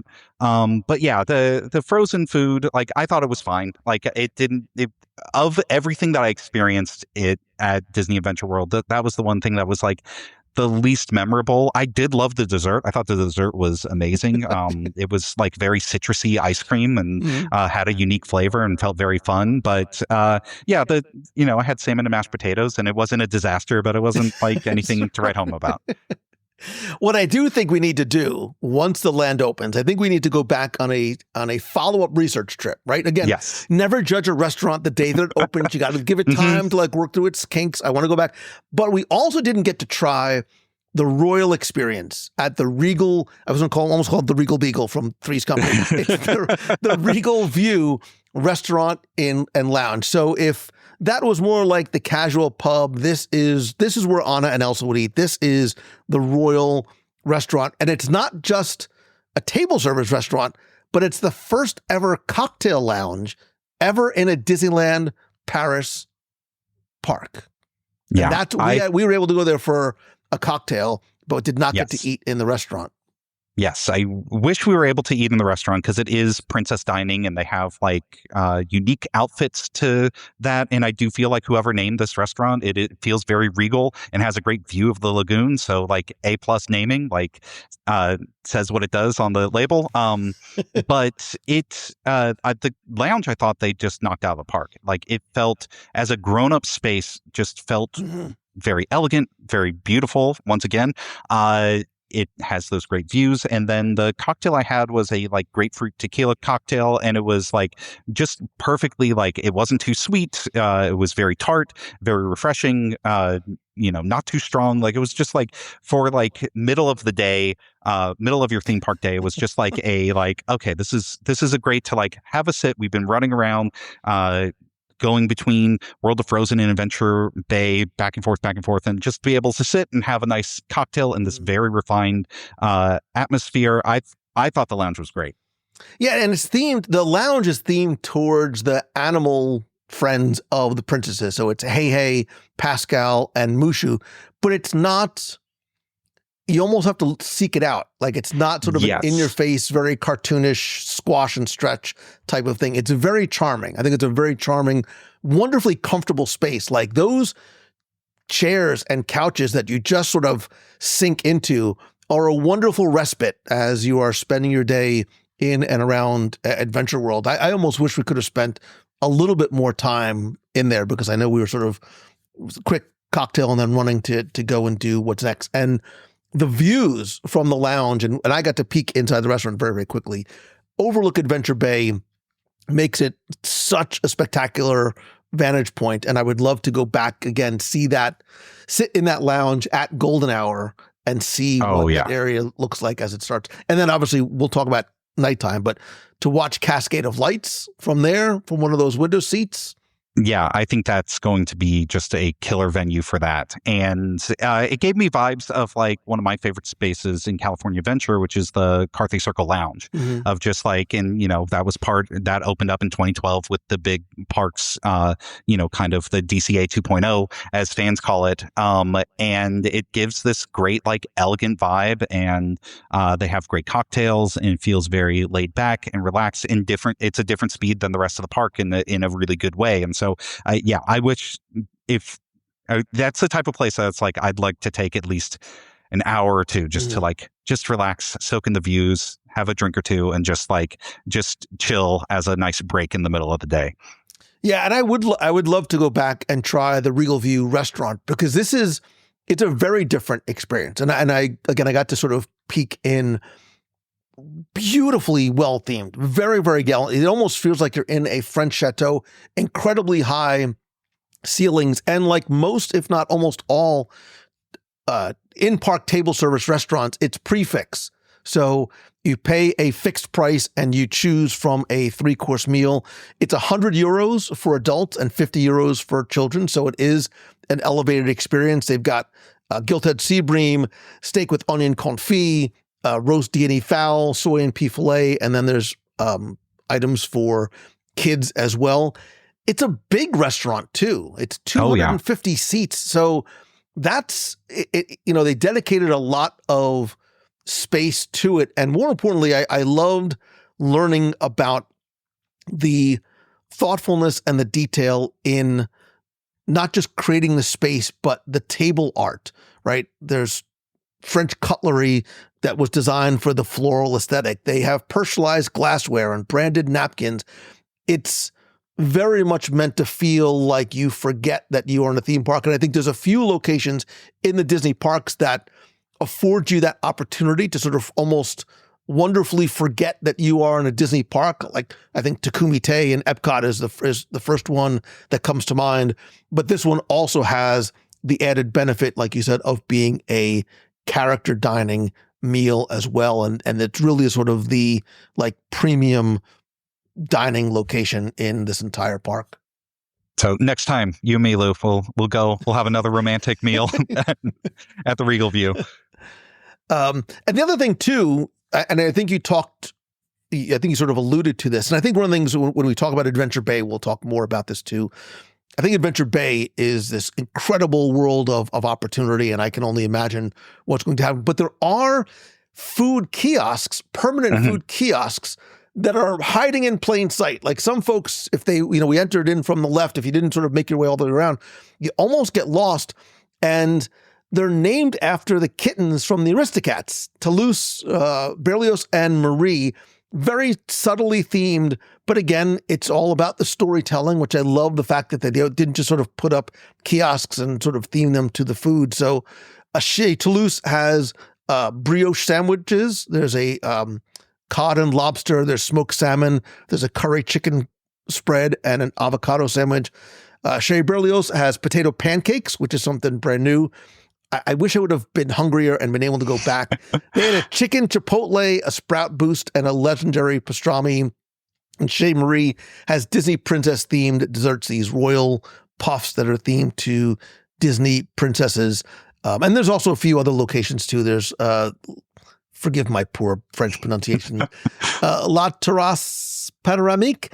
It's a panoramic terrace that has bread bowls and hot beverages. There's Cafe Luminosity with hot dogs and a few different types of hot dogs, which give you a number of different options no matter where you are on the promenade to get something if you just want something quick, grab and go.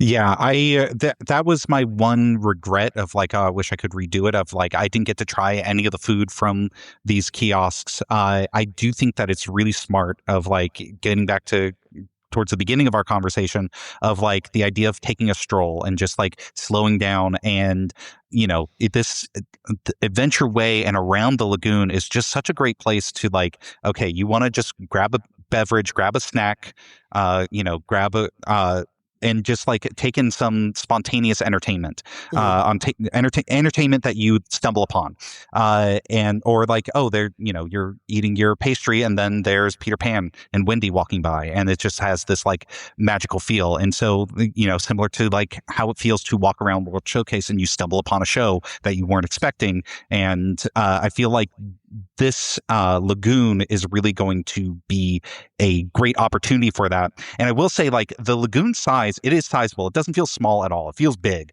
but it is, I think it's like around 8 acres versus World Showcase Lagoon is like 38. So it's not nearly as giant as World Showcase Lagoon. And I think that is a feature, not a bug. I think that is a strength where it's like, it doesn't take a long time to get from one side of the lagoon to the other, but it still is beautiful to walk around, and it feels like a big, sizable body of water. Yeah.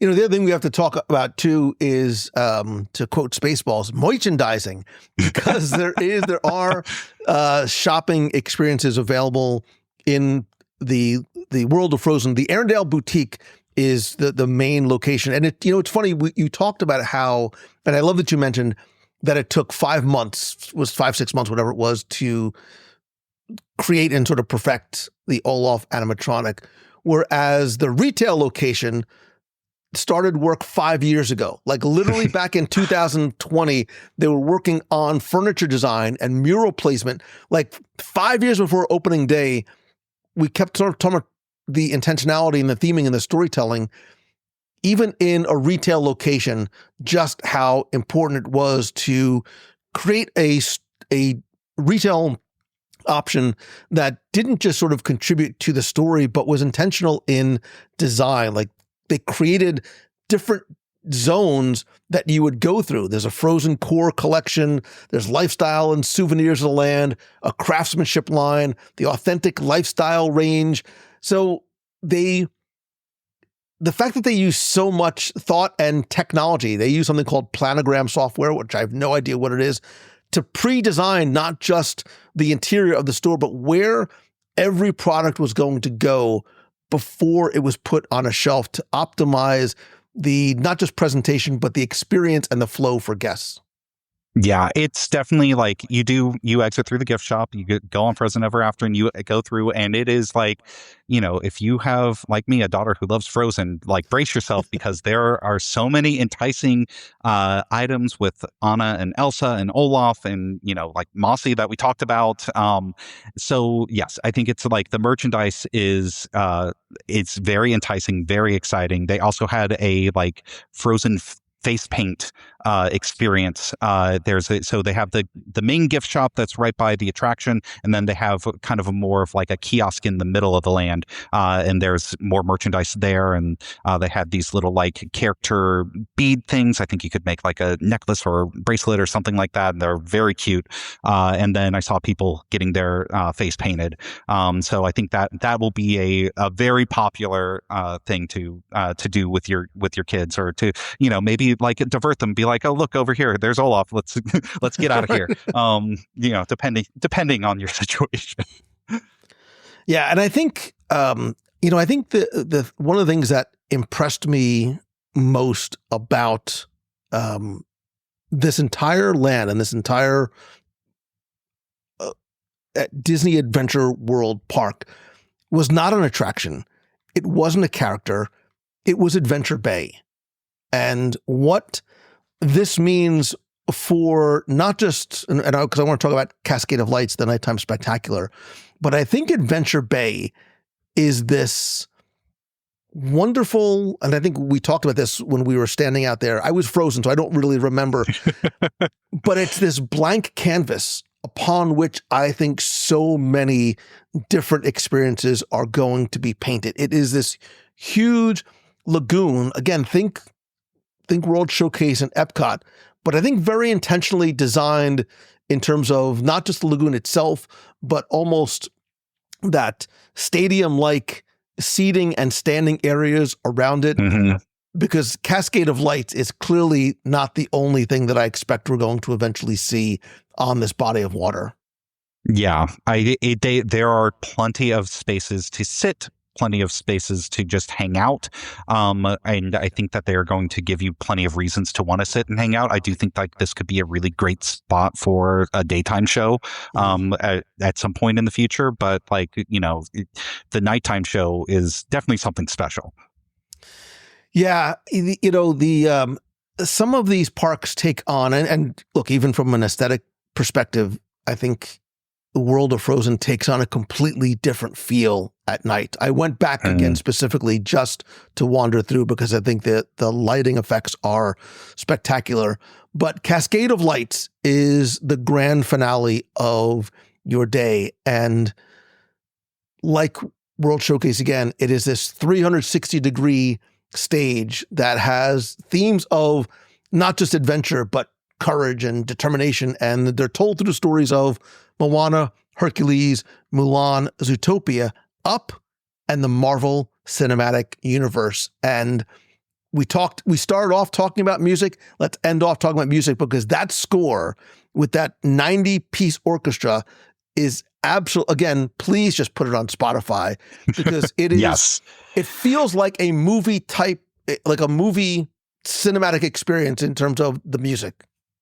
Yes, there are themes that we know but are remixed in new ways that I really loved. And this show is kind of like every trick that Disney has in its playbook just thrown on the field. Right. Like it is, it has the water fountains, it has in the projections, it has the drones, it has pyrotechnics and fireworks, it has now new aquatic drones that also have pyrotechnics on them, which like blew my mind. It has sharks with freaking lasers on them. Yes, exactly.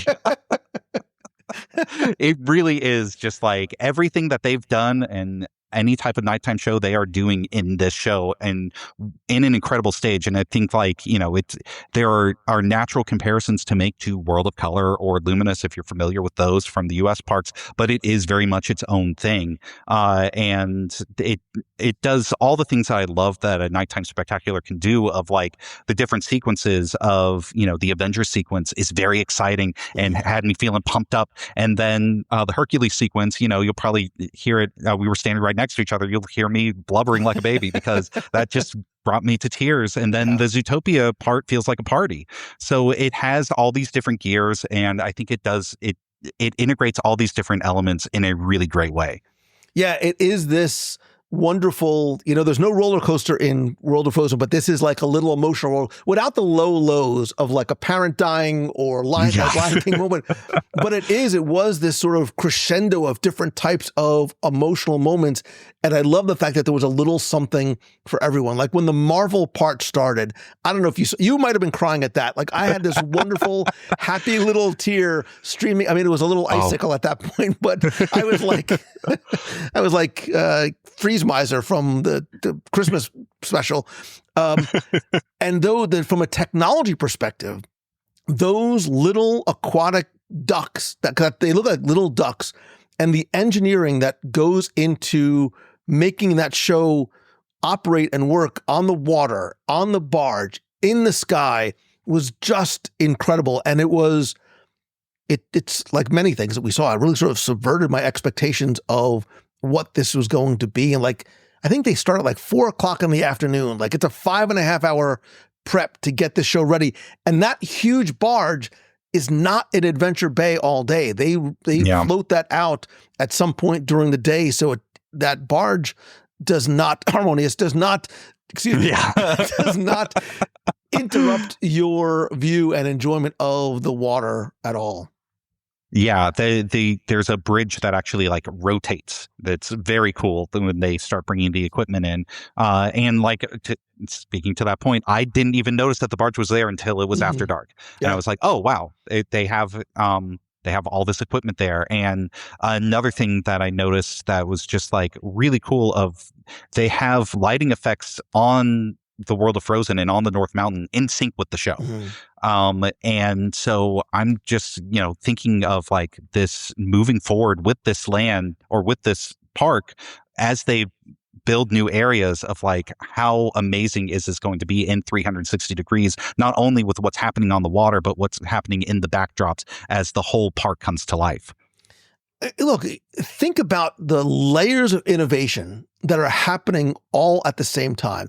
You have an animatronic Olaf on a rocking boat using AI and reinforcement learning. At night, you have aquatic drones choreographed on a lake.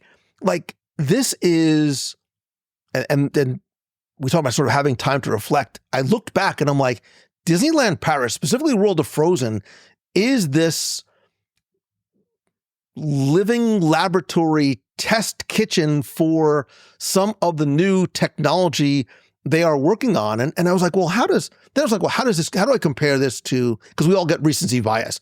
How does this compare to Happily Ever After or, any of the shows in Epcot? This is something that we keep talking about. We've never seen it before.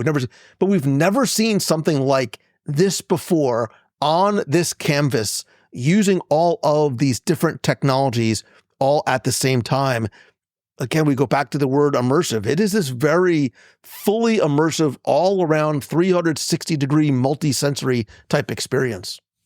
Yeah, I think it's a really special show, and especially like thinking about the fireworks at Disneyland Paris Park, which is incredible with the projections on the castle and also the drones that they have. I think that is just an incredible 1-2 punch that they have for the nighttime shows of like, it really justifies and kind of, demands that you go and have at least 2 days to experience both of those shows because they both offer something really unique and really different, and they complement each other in great ways in the way that like a good second gate should. And I love the fact, and the first time I was really blown away by a drone show was at the Walt Disney Studios Park when they had the Marvel show that took place on and around the Tower of Terror. And when Spider-Man was crawling up the Tower of Terror, I'm like, it cannot get any better than this. But again, the drone technology it's no longer like the novelty of seeing like the drones in the air and like watching Spider-Man move, watching the manta ray from Moana sort of like float in the air. They are really becoming storytelling tools. And we've talked about how I think this park, again, from a wide perspective, is an evolution. And I think this show is an evolution of nighttime we went from fireworks to projections to drones. And now I think we're going from drones in the sky to drones in the water to things that are happening on the barge. It really sort of, and I love the fact that it really kind of, I think, grounds this lagoon as the heart of this entire park. Like, like the bay is, Cinderella Castle's the icon. Like the bay is the icon of the park. Yeah, I 100% agree. And I think like the drones have gotten so good. They can get so precise and detailed with the animations. There's a great moment when Zootopia where it's like Gary the Snake comes and goes around and it's giant. And it's just like, that part melted my mind of just like, I remember seeing one of the first drone shows that they did at Disney Springs, like around Christmas time. I think it was like 2016 or something like that. So like 10 years ago. And that was really cool, but it was like more of like a novelty of like, oh, it's neat that they can have these drones go synchronized to music. And now the precision that they can have with the animation is incredible. And I also do want to say like this use of spotlights in Cascade of Lights is amazing. They have some moments with the spotlights that just are really, really well done. And there's this great denouement moment at the end where it's after the big finale, and they just have the drones that kind of they're twinkling like stars. And you have the spotlights, and just creates this gorgeous view. And that really kind of cemented everything about how I felt about Adventure Bay, about how I feel about this park, of it had this great, beautiful, serene, almost reflective quality that, it kind of lingered there for about 5 minutes before the drones all kind of cascaded down into the barge. And that was just one of those, that was the end of our day. And it feels like that great kiss goodnight that the Disney parks have, of just okay, this really feels like the quality of the park. But did you notice something else too? And I don't think it's just because of, when fireworks are over in Magic Kingdom, may God be with you, because that massive exodus happened. We all just sort of lingered. Sort of lingered and wanted to just continue to take in the park, especially as it continued to empty out. But wait, Disneyland Paris, there's more. Because it's not just about what we covered. There is more coming to Disney Adventure World, because World of Frozen is just the beginning. Because back at D23, was it 20? Let's see, it's 2026. 2024. They announced the first attraction and themed land inspired by The Lion King anywhere. Not a single pavilion, not a meet and greet. It is a full land in Disney Adventure World. And it's funny that this is really the first time we've gotten something about Lion King at this scale in more than 30 years. It's kind of crazy with how big a phenomenon that movie was. I remember seeing it as a kid, being obsessed with it. And, it's been over 30 years now. And to now have the first big themed attraction, themed land, and I think very critically unique to Disney Adventure World. If we, on the outset, who knows if they'll bring it other places, but World of Frozen, it's the only one on this side of the earth, which is great. But I think that having something that, once again, this park can call its own is going to be really important and special for it. And I am really, really excited to see how that flume ride comes together, and the animatronics that they'll have, and just the what we've seen of the models, and knowing what Disney can do with rock work. I think that that's going to be something incredibly special. Yeah, the Pride Rock is going to be 120 feet tall. So again, you talked earlier about the visual weenies. This is now going to be a second weenie anchoring that section of the park, that thing that's going to be drawing you in. And let's also be clear, it is going to be based on the 1984 animated classic, not the 2019 live action remake. Yes.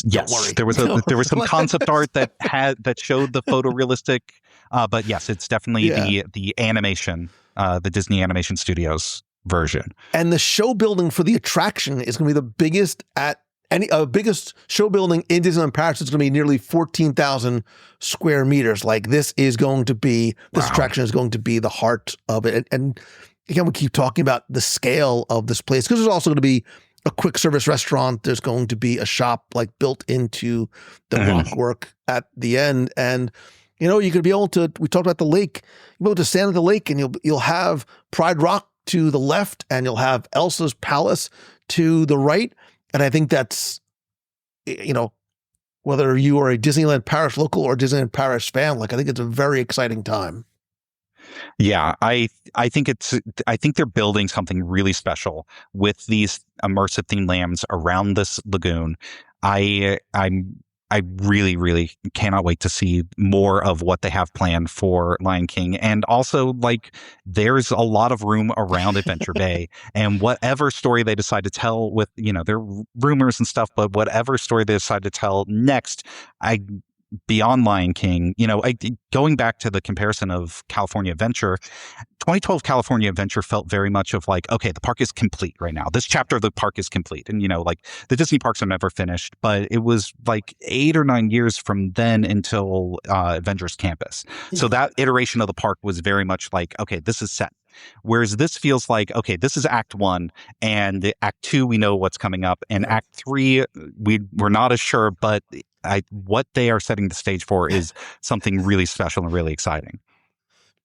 I'm not saying a floating mountain of Pandora. Who knows? Who knows what might be coming after? And look, let's not forget too, like there's so much more to this park. There's Avengers Campus is there, World of Pixar is there, the Disneyland Paris park itself, 7 hotels, Disney Village. The train station is right in the middle. You can literally get on a train from the airport and be there in 15 minutes, or so.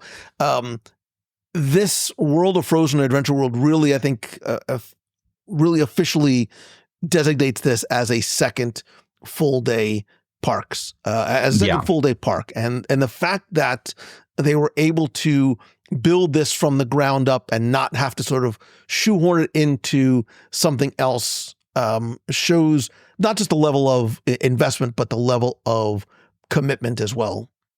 Yeah, I 100% agree. I would, this was very much like a big adventure, no pun intended, go to this preview and getting to experience Disneyland Paris. And I think Disneyland Paris as a resort overall is so special, and that park is so special. But now they have a second gate that really complements that first park. And, I hope to go back one day, and I hope, my plan would be at least 2 days to go have a day at Disneyland Park and a day at Disney Adventure World, maybe like a third day added on to kind of mix between the two, because that's just how I roll. But I do think that it really, if you spend a whole day in Disney Adventure World, from what they have there existing with Tower of Terror, with Crush's Coaster, which is like kind of like a, gave me Guardians feel, like Guardians Junior type of vibes. It's really fun coaster. And, they have the Avengers Campus and all that. But now with Adventure Bay and Adventure Way and World of Frozen and what's coming after that, I think it's they've really found the identity for this park. Yeah. And they found the identity with incredibly immersive levels of storytelling. The technology serves the storytelling as opposed to the other way around, right? We're seeing this next iteration and generation of what characters and character interactions can be. I think if you are a Frozen fan, if you are a Disney fan, if you are an Imagineering technology fan, like there are reasons to go a lot, because we've seen so many different things, right? We've talked about Olaf, we talked about the troll, we talked about the nighttime show, we talked about the details in the queue and the restaurants. Like, I think this all goes back to Walt Disney, which I think is so incredibly critical, that if you do things the right way with this level of detail, like everything speaks, you do sort of believe that you are where you are supposed to be. And I think Disney and Imagineering is sort of planting their flag with World of Frozen, like one, that Disney Adventure World is very serious about being not a half-day park. It is a full-day park. More importantly, I think it's going to become a destination, which is what Walt Disney Studios Park, I don't think, ever really was before.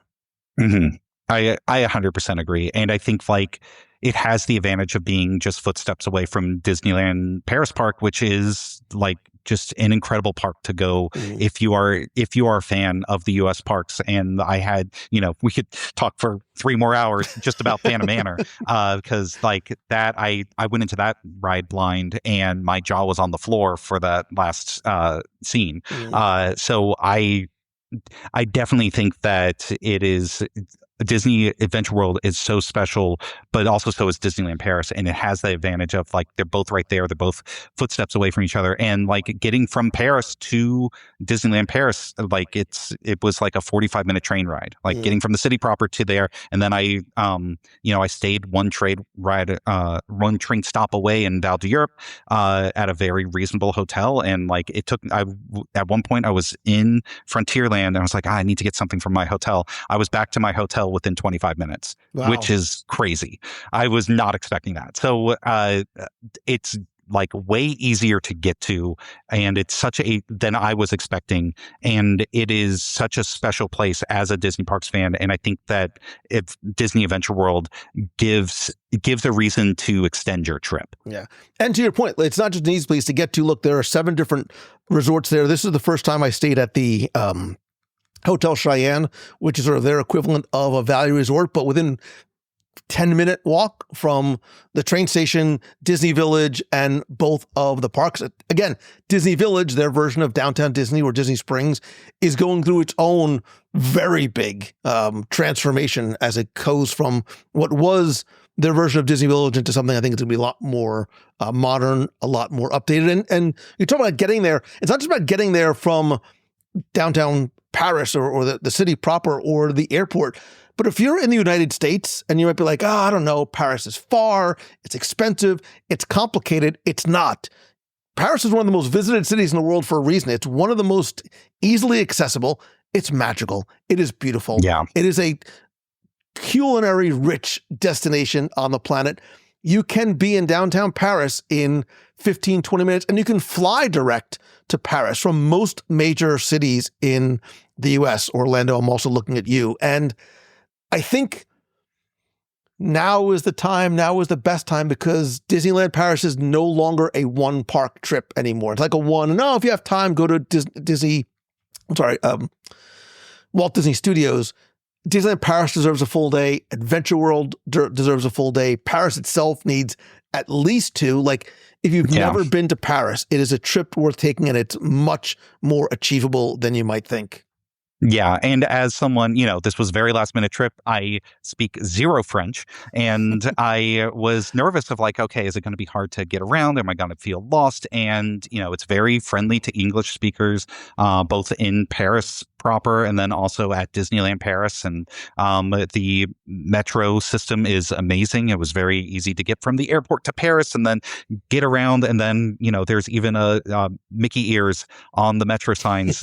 So, you're on the right way getting to Disneyland Paris. So I definitely think that it's like this park is so like, would I recommend people from the US go out and visit Disneyland Paris? And yes, of course, if you love the parks, but also like Paris itself as a city was one of the most magical days that I had. Going to Notre Dame was just a profound experience. And I think that it has this like great proximity advantage of just like, it's very easy to get to Disneyland Paris from Paris. And so if you have a European vacation, European trip of like, and you are interested in these parks, it is worth taking a day or 2, ideally 2, to go and see both of these parks, because they are really special and really rewarding for Disney fans on different things. Of like, I feel like Disneyland Paris, it's really rewarding on like the history level of like, if you know the history of these parks and you love that. And then Disney Adventure World is rewarding on like what is new and what is forward looking. And so as a huge Disney nerd, I think that's a great 1-2 punch. Yeah. And I'll link in the show notes to, I've done a full review of Disneyland Paris. The park is so accessible. I think the app is spectacular. I love the way that they do the Premier Pass. It's very easily navigable. And if you do need help, any help planning your trip, my friends over at Mouse Fan Travel have you covered. Just go to mousefantravel.com. They will help make this trip a reality for you. But look, I think one of the sort of the last takeaways, James, I want people to have is Disney Adventure World opens March 29th. It is a completely transformed park, but it's not about just what it is now. It's what I think it represents and what I think this park is going to become, as it may have struggled a little bit for a while trying to figure out what its identity is. It has found it. It is clearly a full day park. And I think the story of Disney Adventure World is just starting. I think we're going to be talking about this park for a very long time. I think there's a lot more that is planned for this park, even in addition to what we have seen and what we know. But what is there already is beautiful and absolutely worthwhile going. What was your single favorite part or moment or experience that you had there?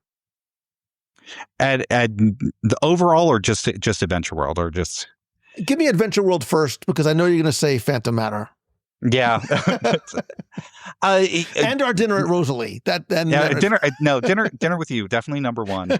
I think as cool as the Olaf animatronic is, and how that was just a great experience, I think just stepping out into Adventure Way the first time, because I had that feeling of like, it's that new theme park feeling. And that is, as a theme park fan, that is so exciting. And that is the biggest compliment that I can give Disney Adventure World of like, it feels like a new theme park in a way that, we've talked about the struggles of the park. I think in a way that they really needed, in a way that justifies the new name. So just that stepping out, being in that beautiful area, with those European inspirations and the Art Nouveau, and then seeing World of Frozen out across the bay, like that was a moment that really struck me. And Disneyland Paris, we talked about Phantom Manor, so I won't rehash that, but just the sense of exploration that Disneyland Paris has, the sense of surprise. I tried to go in knowing the basics, but knowing as little as I could, because I wanted to be surprised. And it really rewards exploration. I went on plenty of rides, but I was more in a mode of like, I'm going to walk around this park. Mm-hmm. I'm going to go into every little nook and cranny, go under the castle, see what's there, go in this adventure aisle and go through caves that I wasn't expecting to be there. And just like the amount of surprise that it has, and rewards that it has for a Disney Parks fan from the US to go there. Because like you think like, oh, I'll go on Pirates of the Caribbean. I know Pirates of the Caribbean. No, you don't. They flip the script in that ride in a very clever way that really makes it a different experience. And Phantom Manor is a very similar thing. It has the best Big Thunder. Like, I think you could, comparing just the US parks to Paris, I think it definitely has the best version of Frontierland and Adventureland, and I think you have a really good, strong argument for Fantasyland and Discoveryland, their version of Tomorrowland. So each of the lands is like as well realized as it can get for a Disney Castle Park.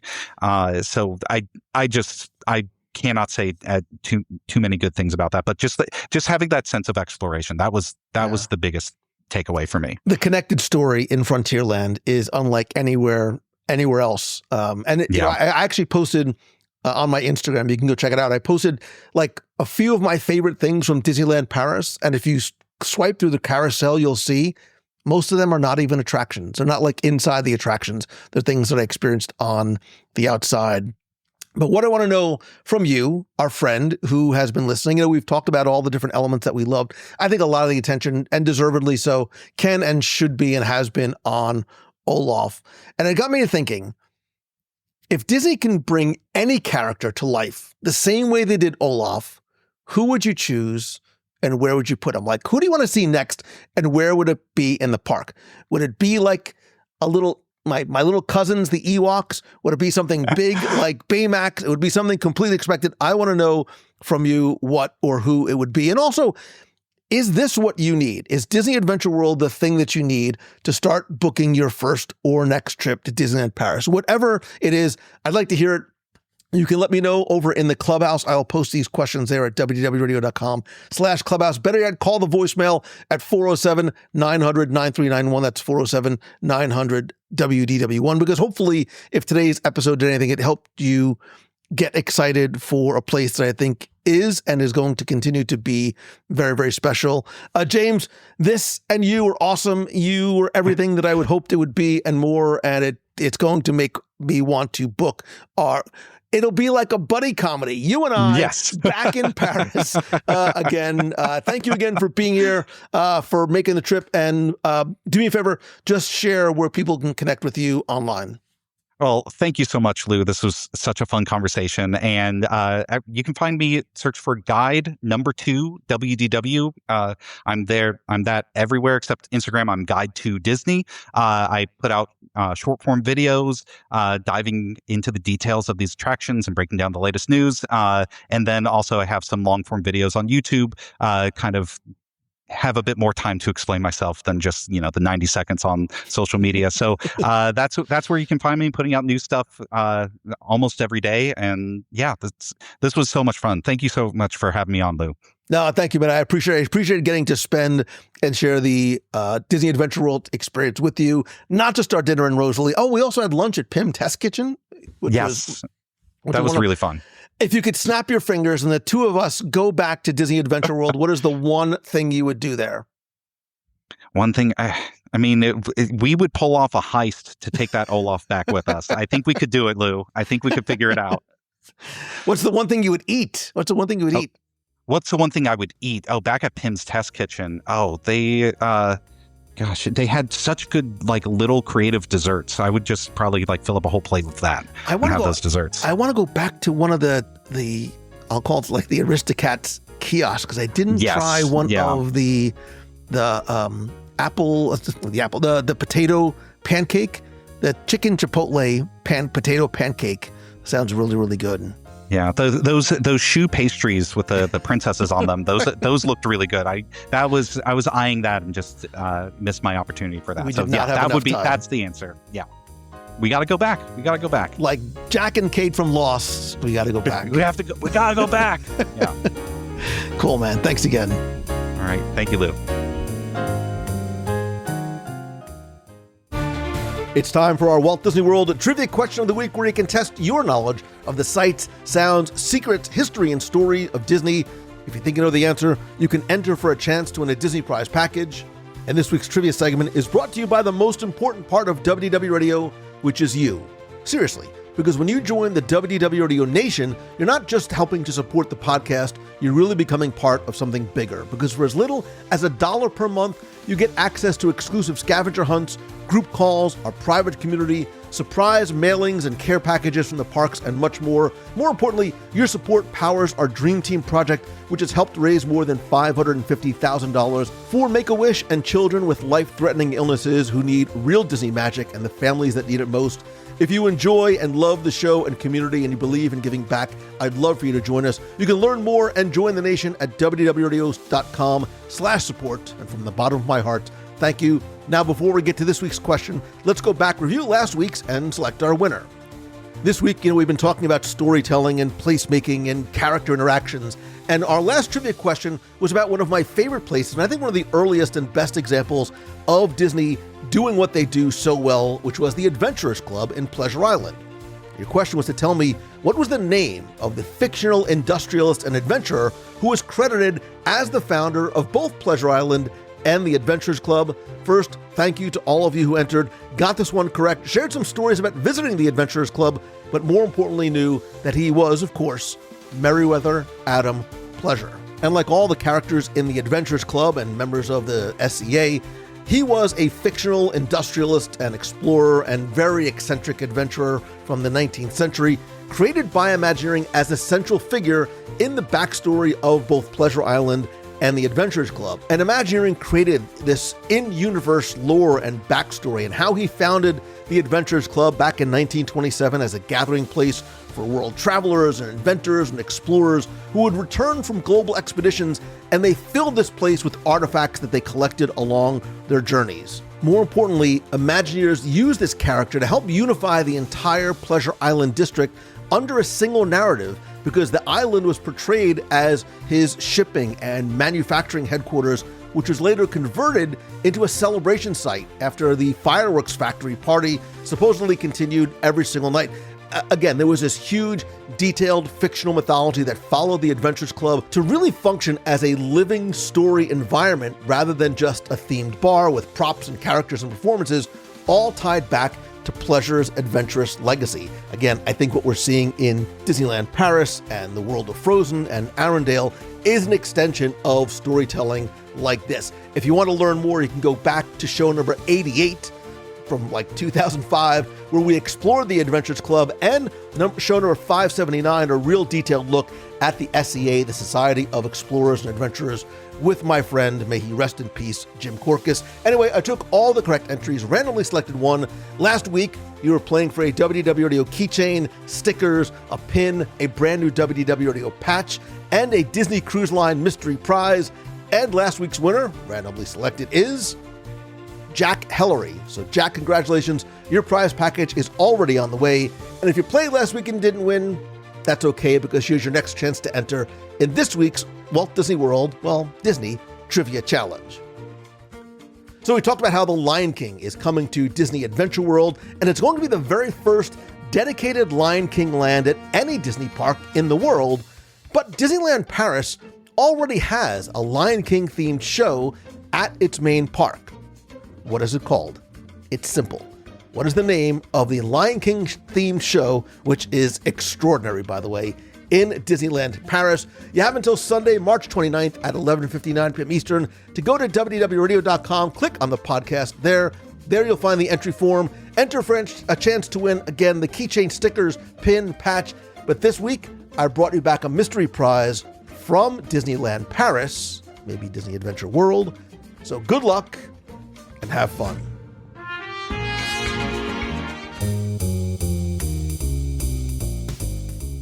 That's going to do it for this week's show. Thank you so much, sincerely, for your listening, for spending and sharing your time with me, for being part of our WDW Radio community and family. I do not take any of that lightly, and I am sincerely grateful to and for you. If this episode brought you a little bit of magic, and I hope that it did, please share it with someone who could use a little bit of Disney in their day. Take a couple of seconds, rate and review the show over at Apple Podcasts or Spotify. Then come be part of the community and conversation over in the Clubhouse at www.radio.com/clubhouse. Watch and chat live every Wednesday, 7:30 p.m. Eastern on Facebook and YouTube, and connect with me on social. I am at Lou Mongello. Also, huge thank you to all of the creators and solopreneurs who joined me for our very first virtual monetization workshop last week. I am so grateful for you, your time, your trust, and the energy that you brought to it. It means so very much. And if you are ready to take that next step and turn what you love into what you do, build momentum, gain clarity, surround yourself with the right people who can help you, or just turn your ideas into something real and profitable, I would love to help. You can learn more about my Momentum Retreat in June, our upcoming weekend workshop in Walt Disney World this October, one-on-one coaching, and keynote speaking about leveraging lessons from the Disney parks in your business. Please go and visit LouMongello.com. Thank you again for being here. I love and appreciate you. Always remember to be kind, choose the good, have an amazing day, and even better tomorrow. So until next time, see ya.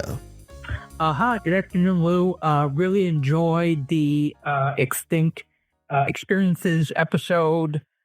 This is Matt from upstate New York. I wanted to add one that meant a lot to me, and that was package pickup resort delivery. I'm someone, when I go to the parks, I don't carry anything. I carry my phone and sometimes a portable charger, and maybe a Dramamine if I'm riding Guardians. But the ability to buy whatever you want in the park, well, merchandise, and have them either put it in the front of the park or the next day at your resort free of charge was magic. It, you never had to think about it, just had to pick it up the next day and you're good to go. I think, back when I was a cast member, a lot of people didn't realize that amenity existed. And I think we lost it around COVID. But that was something that I really enjoyed. I love the podcast.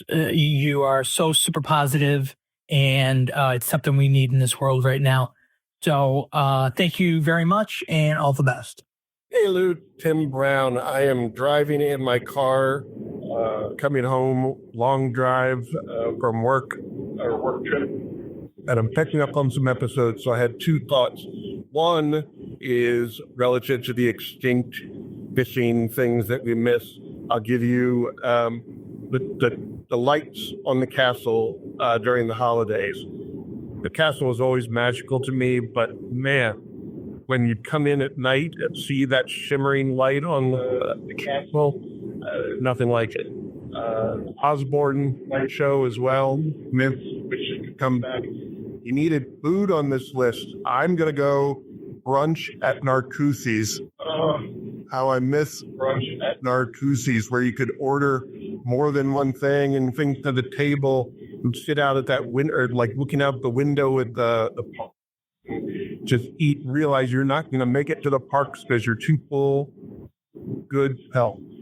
The other thing was talking about the cruise, hacks / tips. This isn't really a hack, but he'd mentioned about the servers and how amazing the servers are. And I just wanted to share a story. You do the rotational dining, and so they get to know you, and everything is great. And I remember we took a trip with my kids who were 7 and 11 at the time. And we had planned to go to Granny's, and obviously an adult-only experience. And so the kids were going to go to the kids club, and our server heard about this and said, no, they will not. They will be joining us for dinner. And so my son and my daughter got dressed, and they had dinner together, and we felt perfectly fine knowing that our server, he was just amazing, was going to take care of the both of them. Such an amazing experience. I think a core memory for them. It's certainly a core memory for me. So just wanted to share those. Thanks for everything you're doing. Talk to you soon.